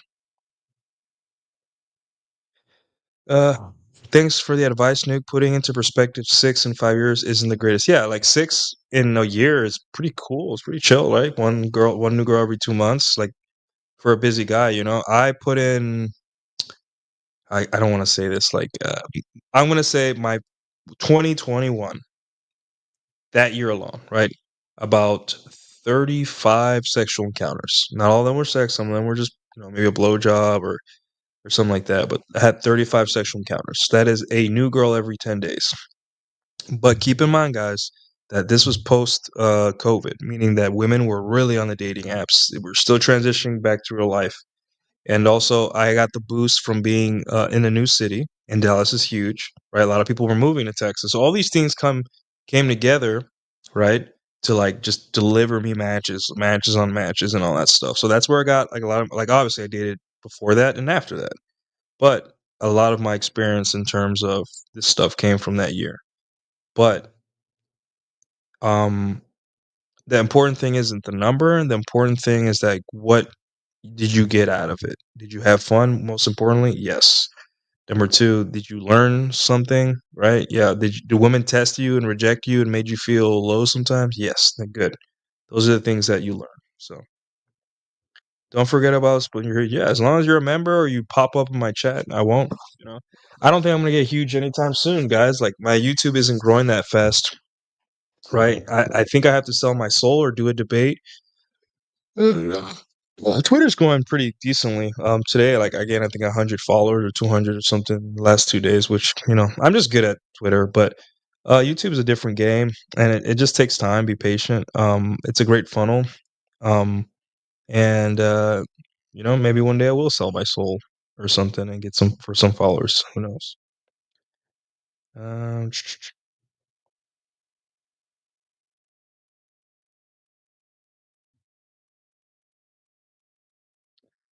Cyberjust, how you doing, sir? Finally solved my logistics problem and got a kiss during the Uber ride. I'm new to all this and have been on cloud nine all morning. This feeling, is it new? Is new? Is it normal? Yeah, it's normal. It's a good, bro. You're having fun, right? This is what it is, right? You're enjoying yourself, right? You fixed your problem, you recognize you had a problem, you fixed it, and then you got rewarded for your intelligence, your what's it called when your proactiveness, there you go. Proactiveness, and you got rewarded, right? Enjoy it, dude. This is for you. And this is the beautiful part. It's not for you to brag, it's not for you to show off. It's the women that you kissed, that experience, that was all for you. That was you did that. It was all you. You deserve anything good that comes from now on. It may sometimes feel like luck, right? No, it's not luck. It's you fixed what needed to be fixed, and this is normal. This is going to develop into I wouldn't say an addiction, but something that you're going to keep doing for the love because you're going to love the chase. Everyone loves sex. You need sex, and sex feels amazing. But these little things right here, this is what keeps guys in the game for a long time. It's these victories because it's something that it gives you dopamine, right? Reward system. And also, it's like you're doing the impossible. The whole world is afraid to talk to a girl. The whole world is complaining and saying it's hopeless. And here you are having this experience that everyone wishes they could have because you put in a little effort and no one can take that away from you. Everyone wants to. the data scientists with their, oh, if you kiss a girl or do this, the chances of you doing this are 25. Like, no, none of that is important. That has nothing to do with it. The religious people are trying to tell you you're a degenerate because you're not afraid of being rejected by women and you went out and took care of your reproductive problem. And then you have the incels that are just like, hey, like that you must be handsome. And we're all mid here. Like as men, we're all mid. Let's just say we're all mid. However, we're all handsome to women that like us. So that's all I'm gonna say.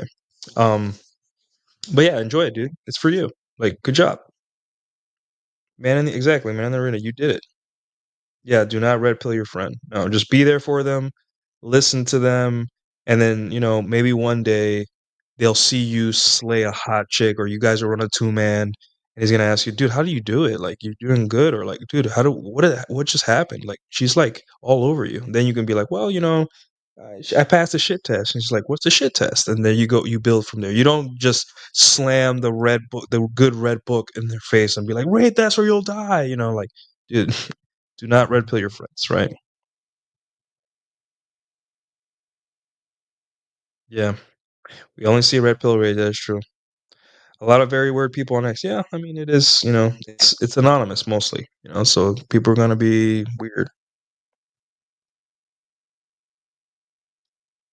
0 followers and many flowers is the way, yeah, I guess. Just the tips. That man was busy. Yeah, women love touching calluses. Like for you guys that lift, they love this stuff. They're like, "Oh my god, gross." But then, they love the rough, manly skin. They can't get enough. They love scar. If you have scars, tell them you have a scar. Like I have a scar on my back. You know how many times women have rubbed my scar and they're like, "Oh my god, does it hurt?" And they just can't get their fingers off it, right? No, I've never hid my age, and it, until recently, you know, I never hid my age. So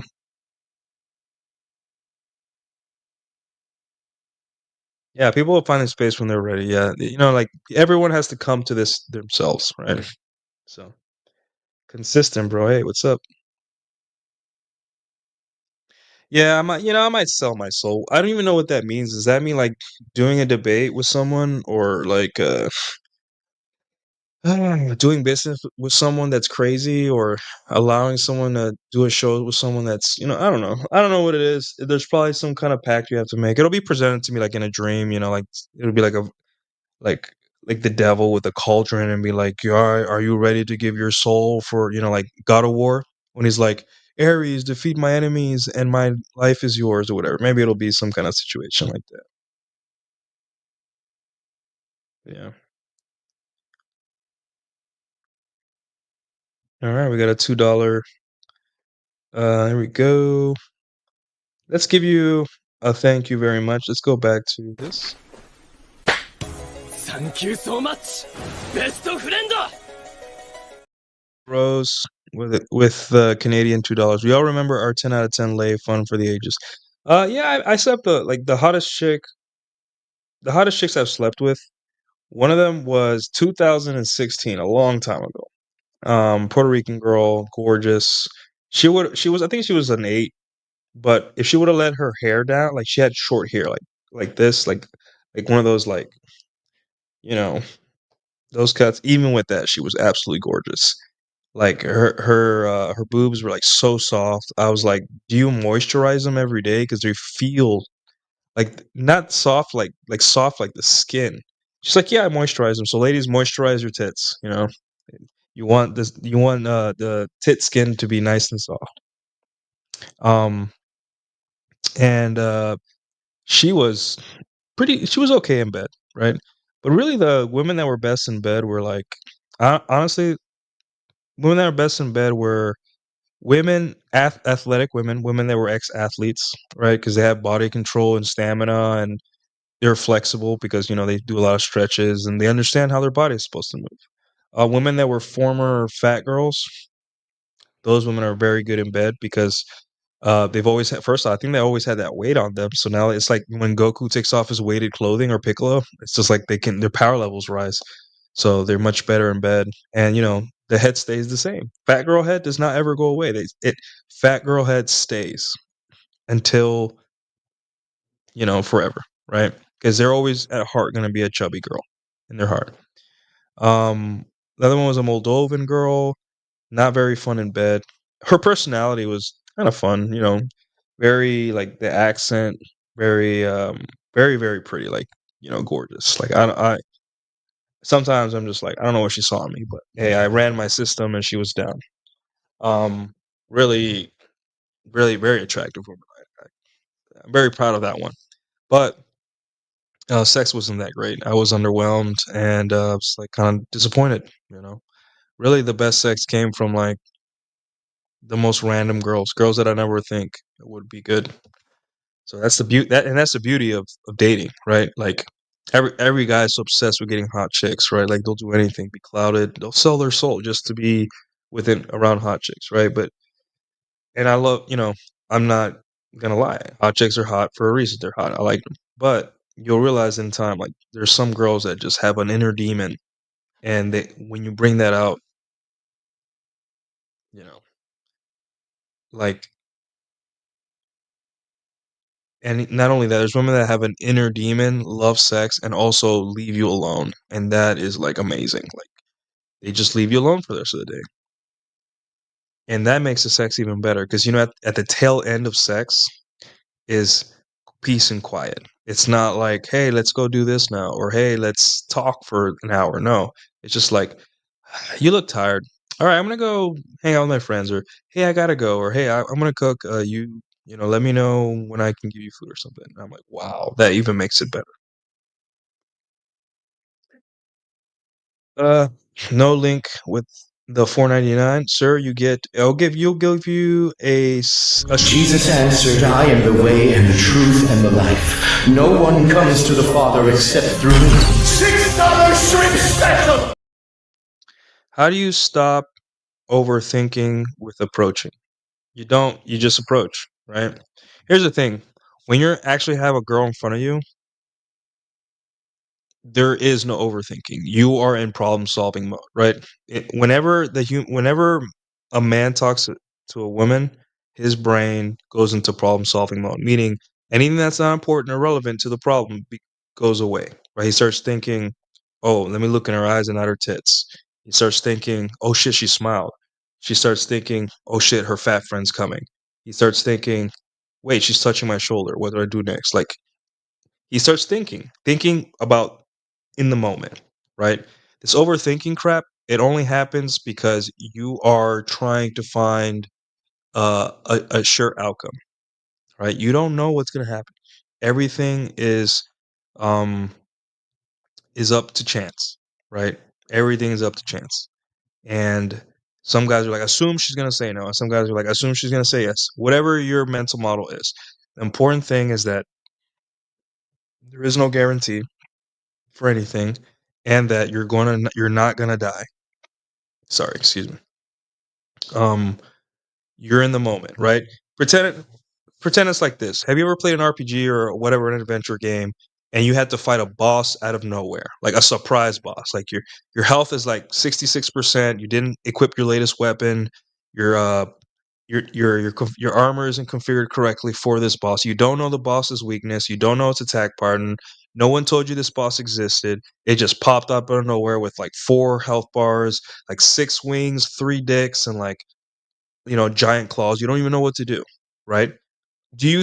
Are you thinking like about anything but like paying deep attention into what's going on and being ready for the next attack? Right, you're unprepared because you don't know. So you're like hyper focused on what's right in front of you. You're not thinking about a quest you were working on before. You're not thinking about which armor configuration is the best. You're thinking about surviving. You're thinking about what this thing is going to do. And I don't want to game over because I haven't saved for a while. Same thing with approaching women, right? You don't know what her mood is. You don't know if she has a boyfriend. You don't know if she's a bitch. You don't know if she actually is into you. You don't know where she's going. You don't know if she even speaks English. You don't know nothing of these things. So when you're in that moment, your overthinking stops because you are actively trying to find these things out. And that's the best. analogy I could come up with. So tweet that. Tweet what? Fat girl head is a skill for life. Yes, girl head never goes away. No matter how they could be thin, they can become hot chicks and all that. It just stays with them. I dated a girl casually that was a chubby, and I was like her blowjob skills. I was just like, hey, like holy fuck, like this is not about me. Like this girl's trying to prove something to herself. These blowjobs were made out of pain. Like they were made in, like when Bane was like, darkness is is my ally. You were merely um you were born you adopted it, but I was born in it and molded by it. Yeah, that's the same thing. Like some girls liked giving blowjobs because it was fun. She had to learn how to give blowjobs well, or guys would not stay. It's like a survival. Her blowjobs were her survival tactic. And when she loses the weight, that survival tactic is like built in their brain, and it's automatic. It isn't like okay, now I don't have to know. It's just like it's automatic, right? And I was like, oh, well, good. It's never gonna change. Whoever is enjoying it right now, he's a lucky guy. I hope he doesn't take it for granted. So, Southeast Asia is not for every not for everyone. It's good value for the money. Apartments are nice, food is good, spicy. Weather's a bit oppressive if you walk a lot, but overall, yeah. If I didn't have a dog and I was single, I'd start looking. I've always wanted to go have fun at these places. Making that my IG. Yeah, zero flavor Colombia. Um, all right. Let me see if there's any other questions I missed. Thanks for all the super chats, guys. And all the great questions. You know, you guys want more Q&As? Obviously, from now on, I just didn't have I had a topic, but I'm like, let me ease into it with some questions and, say hi, reconnect with you guys since I've been gone. But from now on Sundays, I'm going to have a robust, useful topic. Throughout the week, I'll just be reacting to stuff, commenting on stuff. Um, I am I am thinking of doing more what's called hero content, where I kind of tell you stories about me and myself and what happened. I think you guys would be into that, where I'm just like, hey, that time where I met a former fat girl, like just what I would just say, and be like, and explain it, right? Like bare my soul. Um, I think you guys would like that. We'll see.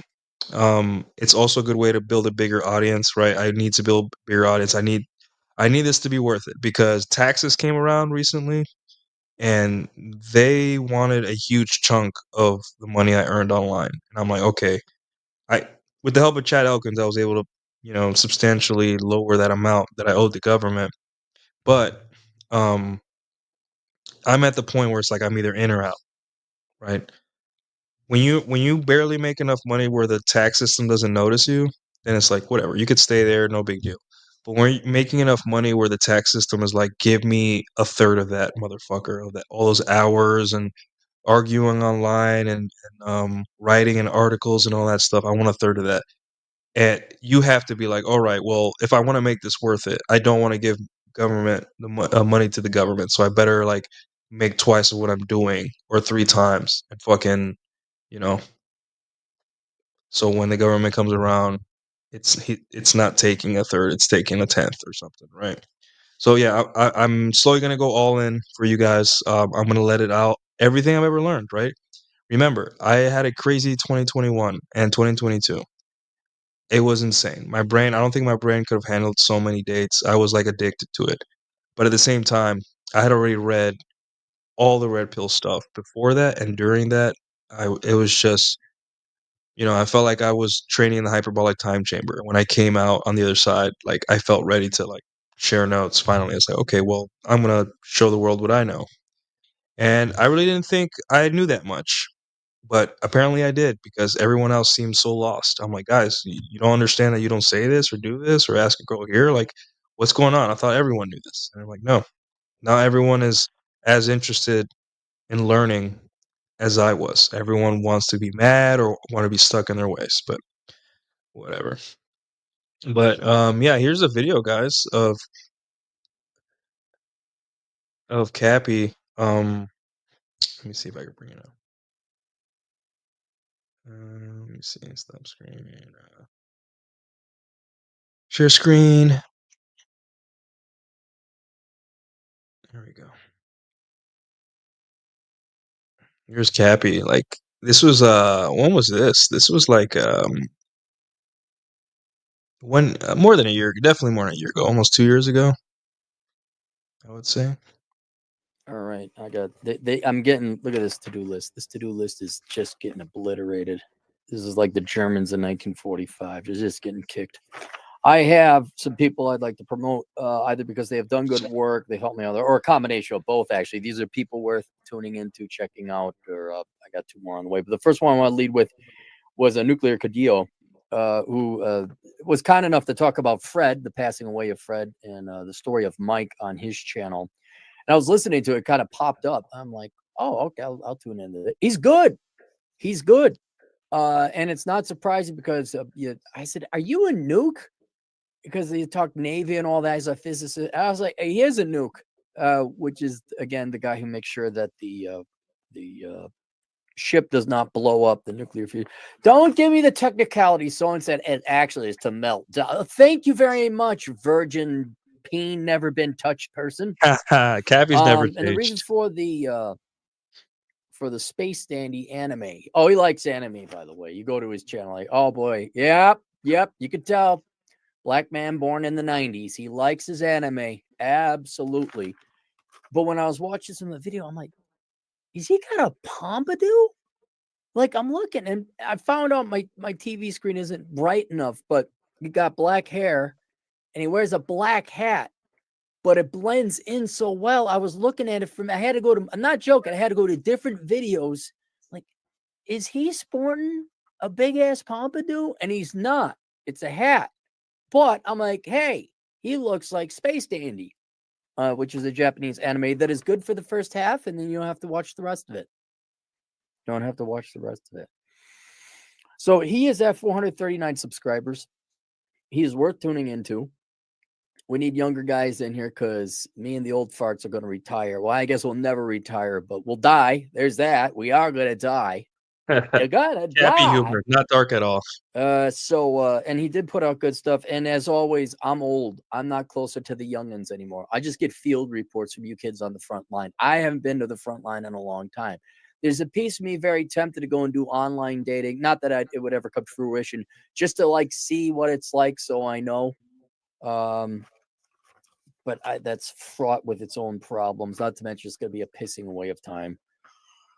So if you kindly would subscribe to him, he's at 435 subscribers. If we could get him to 1,000 so he could be monetized, so that he could take money away from YouTube, that would be great. That's it. I'm out of here. More on the way. Toodles. All right, guys. Yep, that's Cappy's endorsement of me. That meant a lot to me. That's when I was like just starting out, 2 years ago. And now, guys, I have been mentioned in his. Oh, sorry. That's I have been mentioned in Cappy's new book somewhere in here. I'm on chapter 4, so I haven't seen it yet. I'm currently, chapter 4, which is freedom. That's where I'm at right now in the book. Now that I'm going to be home a lot, I'm probably going to have time to finish up. But yeah, guys, currently, guys, we have 30 of you guys on YouTube, and then almost 2,000 of you guys watching on X. So I appreciate it. I appreciate you guys tuning in on X and on YouTube. So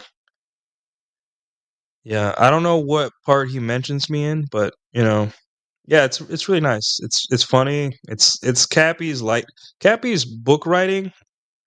It's getting more and more lighthearted. I will say though, like I think what it is they start out somber. There's with pepper jokes, but there's always an incredibly hopeful ending to each of his books.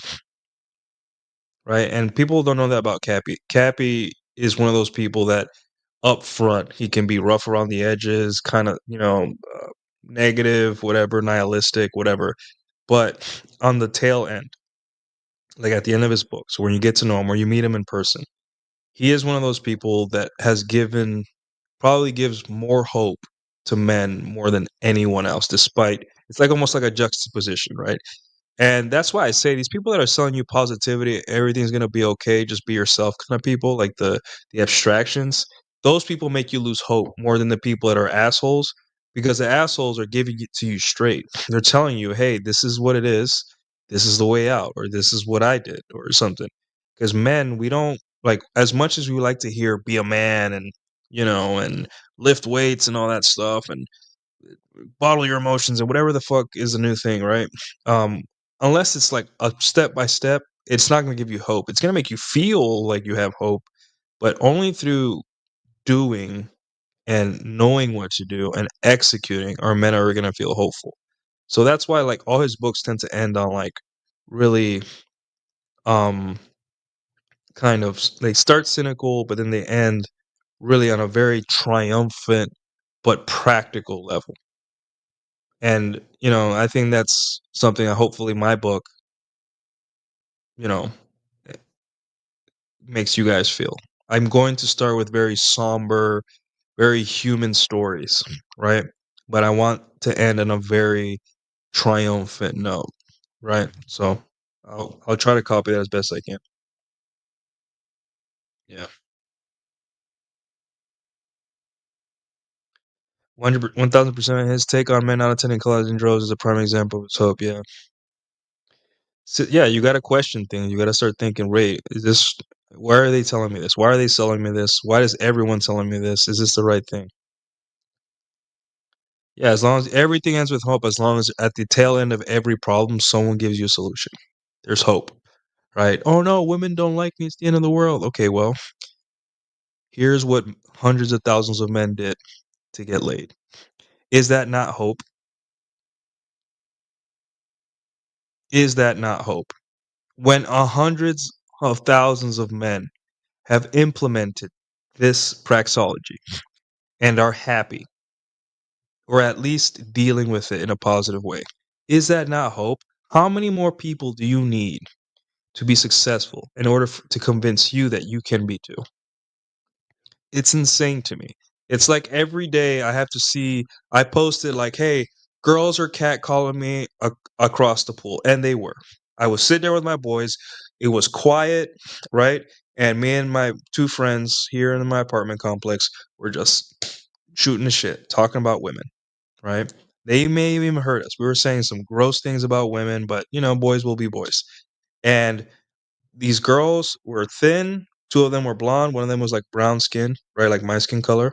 And they looked at us and they were just like, "Man, fix the weather. It's cloudy. You guys need to do something." Like in that tone, like a very flirty tone. And they were smiling, basically a cat call.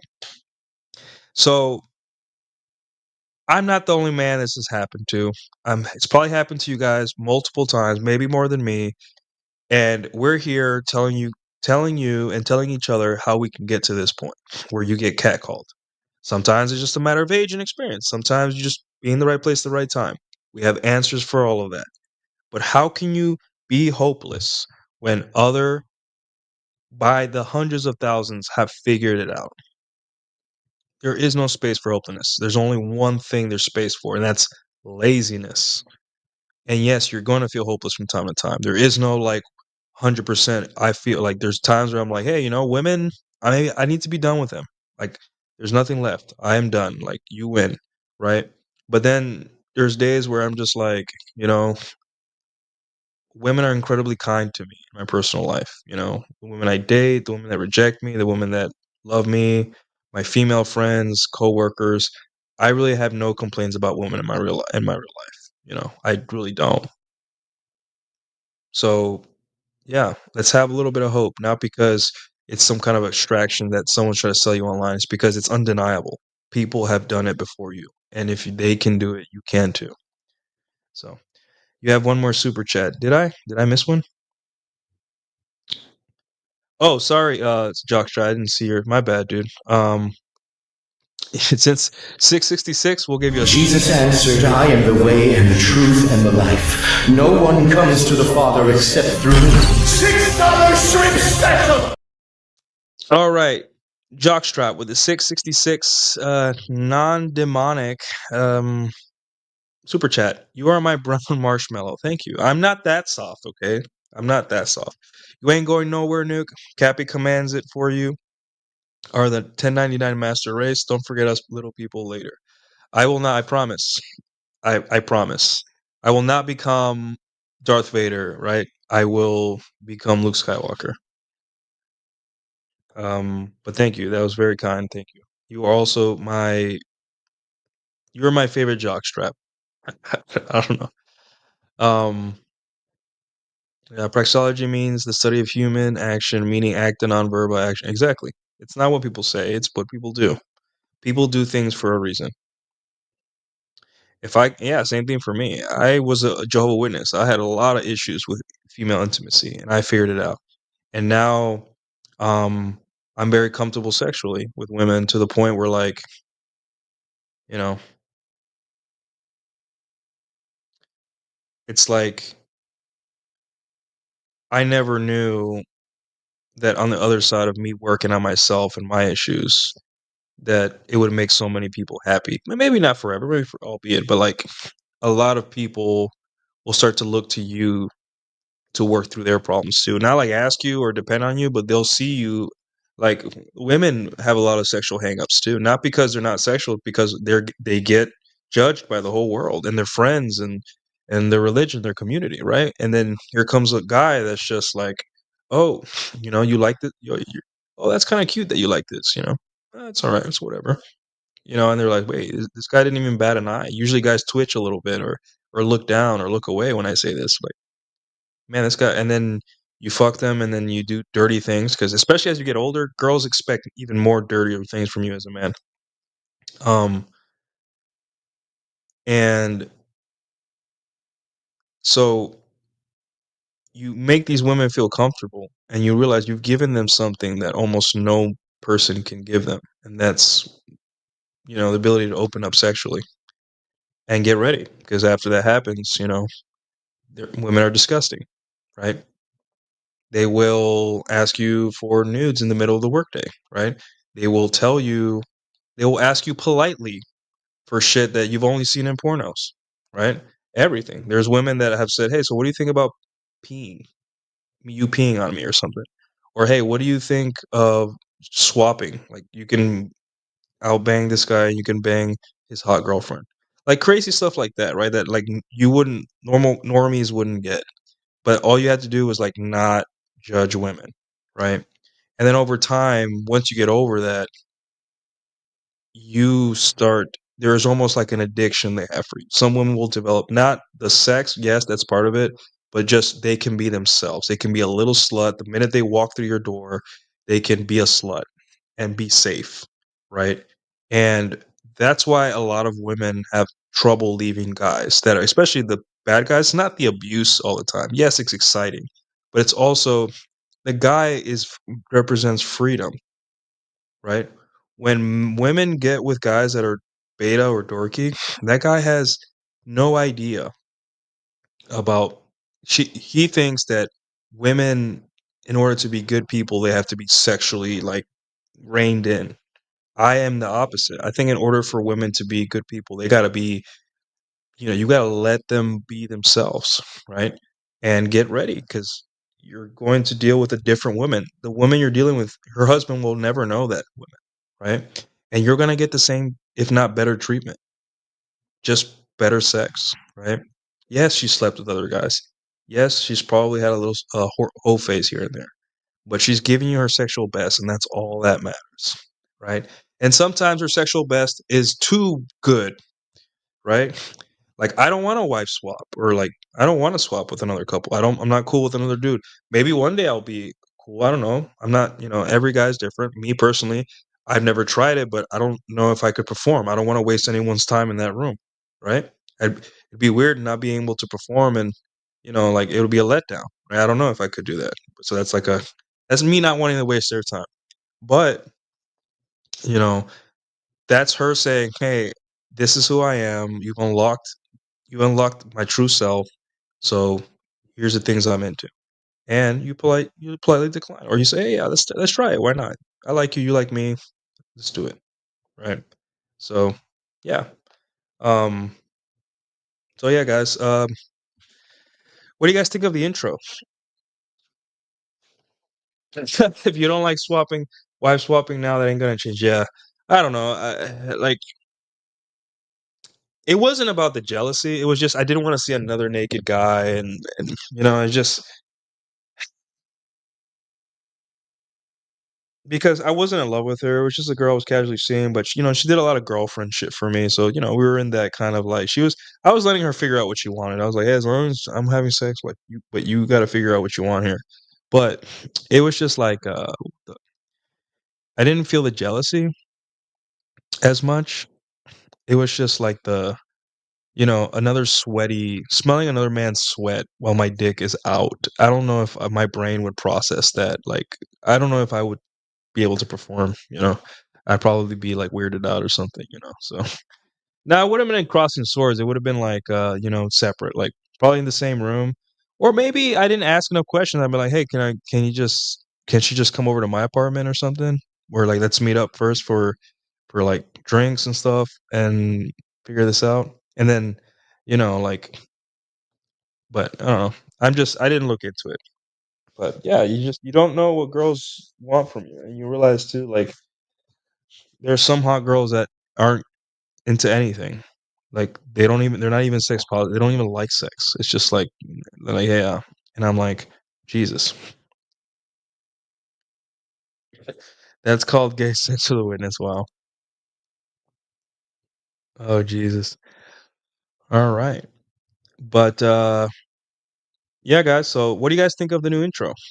You guys like it? I'm tweaking it still. I'm trying to make it more like, I'm making it fun. I know it's long. I know working on a shorter version of it and all that stuff, but that's only going to be for the new stream. All the other streams are going to be, we're get straight to the point, and all that stuff. So if you're like driving to work or having lunch, if you want to listen and all that stuff, um, I will try not to do like red pill news where like so and so celebrity said this and said that and weigh in on everything because celebrity relationships a lot of times there's a lot of abstraction. They're all relationships in the abstract, right? They have so much money, clout, and fame that those factors supersede what the relationship is, right? Like, yes, there's going to be inklings of red pill awareness within these stories, but there's so much money and clout and fame that it kind of like the things change a little bit, right? So yeah, I don't want to do too much red meat or anything like that. Um, but yeah, I will be more personal with my stuff and my content, so expect that. I enjoy the pixelated stuff, so I like it good.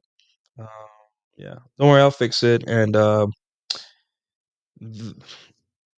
media goals right now. I'm about to publish article number 60.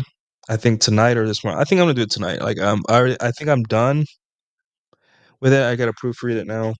Um, I'll have that up on my Substack tonight. And then other than that, far off goal like the book is like I want it to be done by early summer. Slow down a little bit, personal issues, but now I'm back on. 40 more articles to go, and right now, like I have zero writer's block. Everything is just flowing, so that's good. They're short posts. I expect, the book's going to be very TLDR, straight to the point, right? There is going to be a section of stories, and I'm going to try to make them as interesting as possible. But yeah, that's the goal for right now. So that's what I'll be focusing on. Streaming more. It's an immediate goal. I want more followers on YouTube and more engagement. So, I have to feed the YouTube algorithm more data, meaning I have to stream more and let them push me up and all that. Um, yeah, same old, same old. There's beef in the Mano Swamp sphere, whatever they call it. So, I'm going to be stepping back from that as per usual. dating who I'm dating has caused a lot of controversy in my online life. So I just got to deal with it. I've lost connections permanently with people because of it. So it is what it is, guys. And we're not here. I'm not here for drama. I'm here, because I like to talk about this stuff. So, um, yeah, I currently have no beef with anyone. Anyone that's mad at me, that's their problem. I don't know. Obviously, there's people that are really shitty and they did bad things to me in the past, or just annoying or just rude or harass me online, right? And that's okay. And some of them are women, some of them are men. um but I really don't look at it that way. I look at it more as like, hey, the internet does crazy things to people are desperate for validation, attention, numbers, and money online because it just seems so easy. So I'm not really fault those people. I just think, hey, just be careful with people that show some kind of like desperation with this stuff, or some kind of like that they'll do anything. They'll sell their soul for like 100 likes. Like those are the people I worry about. People that are just casual and know that this takes time to build and relaxed. Then those are the people I want to work with, or at least be in my circle. I have gotten calls from people I wasn't supposed to get calls from out of the blue with very strange conversations, and I was actually scared. I've gotten um, people that you know would have doxed my location. Um, Not like my exact address, just like, hey, you live on this street. I've had people. Uh, I've had women who, before I met my girlfriend, were, you know, using like attention online from men and would, send you nudes or something like that, and then they turned out to be frauds. A woman that wasn't as attractive as she was, and actually posing as a trad woman, but actually had an OnlyFans. Um, and that's it's strange, right? Like I am not that popular, but I'm experiencing a very mini fraction of, I guess, what people go through when they make content and they start getting big or whatever. It's that like there's so much fake, inauthentic people online. I was not ready for this, right? I was not, I say that like people, like all women are catfishes, but like all people personality wise are catfishes online. It just feels like everyone is so desperate for a couple likes that they'll do anything, you know? And those are the people that have nothing to lose, right? Those are the people that are scary, that scare me, so I'll be more responsible. I will continue to learn and all that stuff. So the goal is to get the right information out there. That way we can get some guys laid and happy, and, laugh at the guys that are still mad at female agency or something. So, um, but anyways, guys, I'll see you next time, and enjoy the new outro. Thank you again for the super chat. Well, let me double check if I got all the super chats. Hold on. Let me double check. Yeah. Yep, that's all the super chats. Let me Yeah. So yeah, guys, thank you for your time. Longer show today, big Q&A. You guys had great questions. Hold on. Any plans on to go on Fresh and Fit? Guys that are going through it can get help with your advice. Well, the thing is, um, first off, it's not up to me. They're the ones that have to invite me, so that's number one. Um, Number two, my message is probably not going to align much with theirs. I think they've taken their show in a different direction, so I don't think our messages would align. Um, and Number three, like I would have to ask you guys if you guys would get any value. I personally think there was not much value for me going on that show, but I'm here for you guys. I hate you guys a little bit. 10% hate, 90% love, right? I have to hate you guys a little bit, or else I'll go crazy. But for the most part, uh, collaborations don't help you that much, right? Unless obviously they're a huge channel. I collaborated with my now girlfriend, didn't help me much. Like collabs don't do much for you, right? Drama does, right? Beefs do, but like that, then that you're sacrificing time, energy, effort, and your image in order to get likes, and it's a gamble, and I don't feel like doing that gamble right now. I'd rather just stay the course. I like talking to people outside of the red pill or like adjacent. those people I enjoy because they tend to have a very neutral or very questioning attitude about this stuff. Those people are fun to talk to, but for the most part, I'm going to be working alone for the most part outside of Rule Zero, working alone because it really is like you know it's just better. It's less of an obstacle for information to get out there and I have just working alone. So yeah, no problem, man. This is what I do. I do it. I'm here for you. Well, everyone knows me through Pearl, but the thing is, like, you guys gotta understand, like, um, just because I'm dating her doesn't mean like people are knocking on my door trying to give me opportunities, right? The way it works is that there have been there have been instances where she says, "Hey, like I put in a good word for you with like Brian from whatever podcast or a bird, whatever, right?" But the thing is, like, you have to understand what do they get out of talking to me, right? And that's business. That's how this world works. It isn't like I deserve to be here or I deserve to be there, right? These before they are uh red pill podcasts or whatever manosphere podcast, they are a business, right? So they have to be judicious in their decisions. And right now, it's not smart to have me on a show. It doesn't make sense, right? Now, somebody with 5,000 followers or somebody with 500 followers, great, yeah, cool. Um, but for the most part, like it's you have to be judicious, right? It's the game. I can't be mad at it. It is what it is. And also I just don't have the disdain for women necessary to be entertaining enough, right? I would talk to those girls. I don't want a gotcha moment. I'll do it for like, if I have to, right? If the opportunity presents it and I have to play the whole annoyed guy persona, sure I will. If that means I can double my following in a short time to reach more people, sure, I'll sell my soul for that. But for the most part, it's not going to happen. It's not judicious on their part. It's not smart on their part. And until that happens, whatever. I'm still be doing my thing. So yeah. Um, yeah, I got to do what's best for me. Yeah, always. So yeah, guys, that's pretty much it. Long show tonight. It's Q&A. Q&A is over. It's kind of long because you guys asked some really good questions. I appreciate the questions. I appreciate the super chats. Um, and yeah, that's all I have. And I'll see you guys next time. Surgery's on Tuesday, so I think that'll go well. So hey, guys, enjoy the new outro, and I'll see you soon.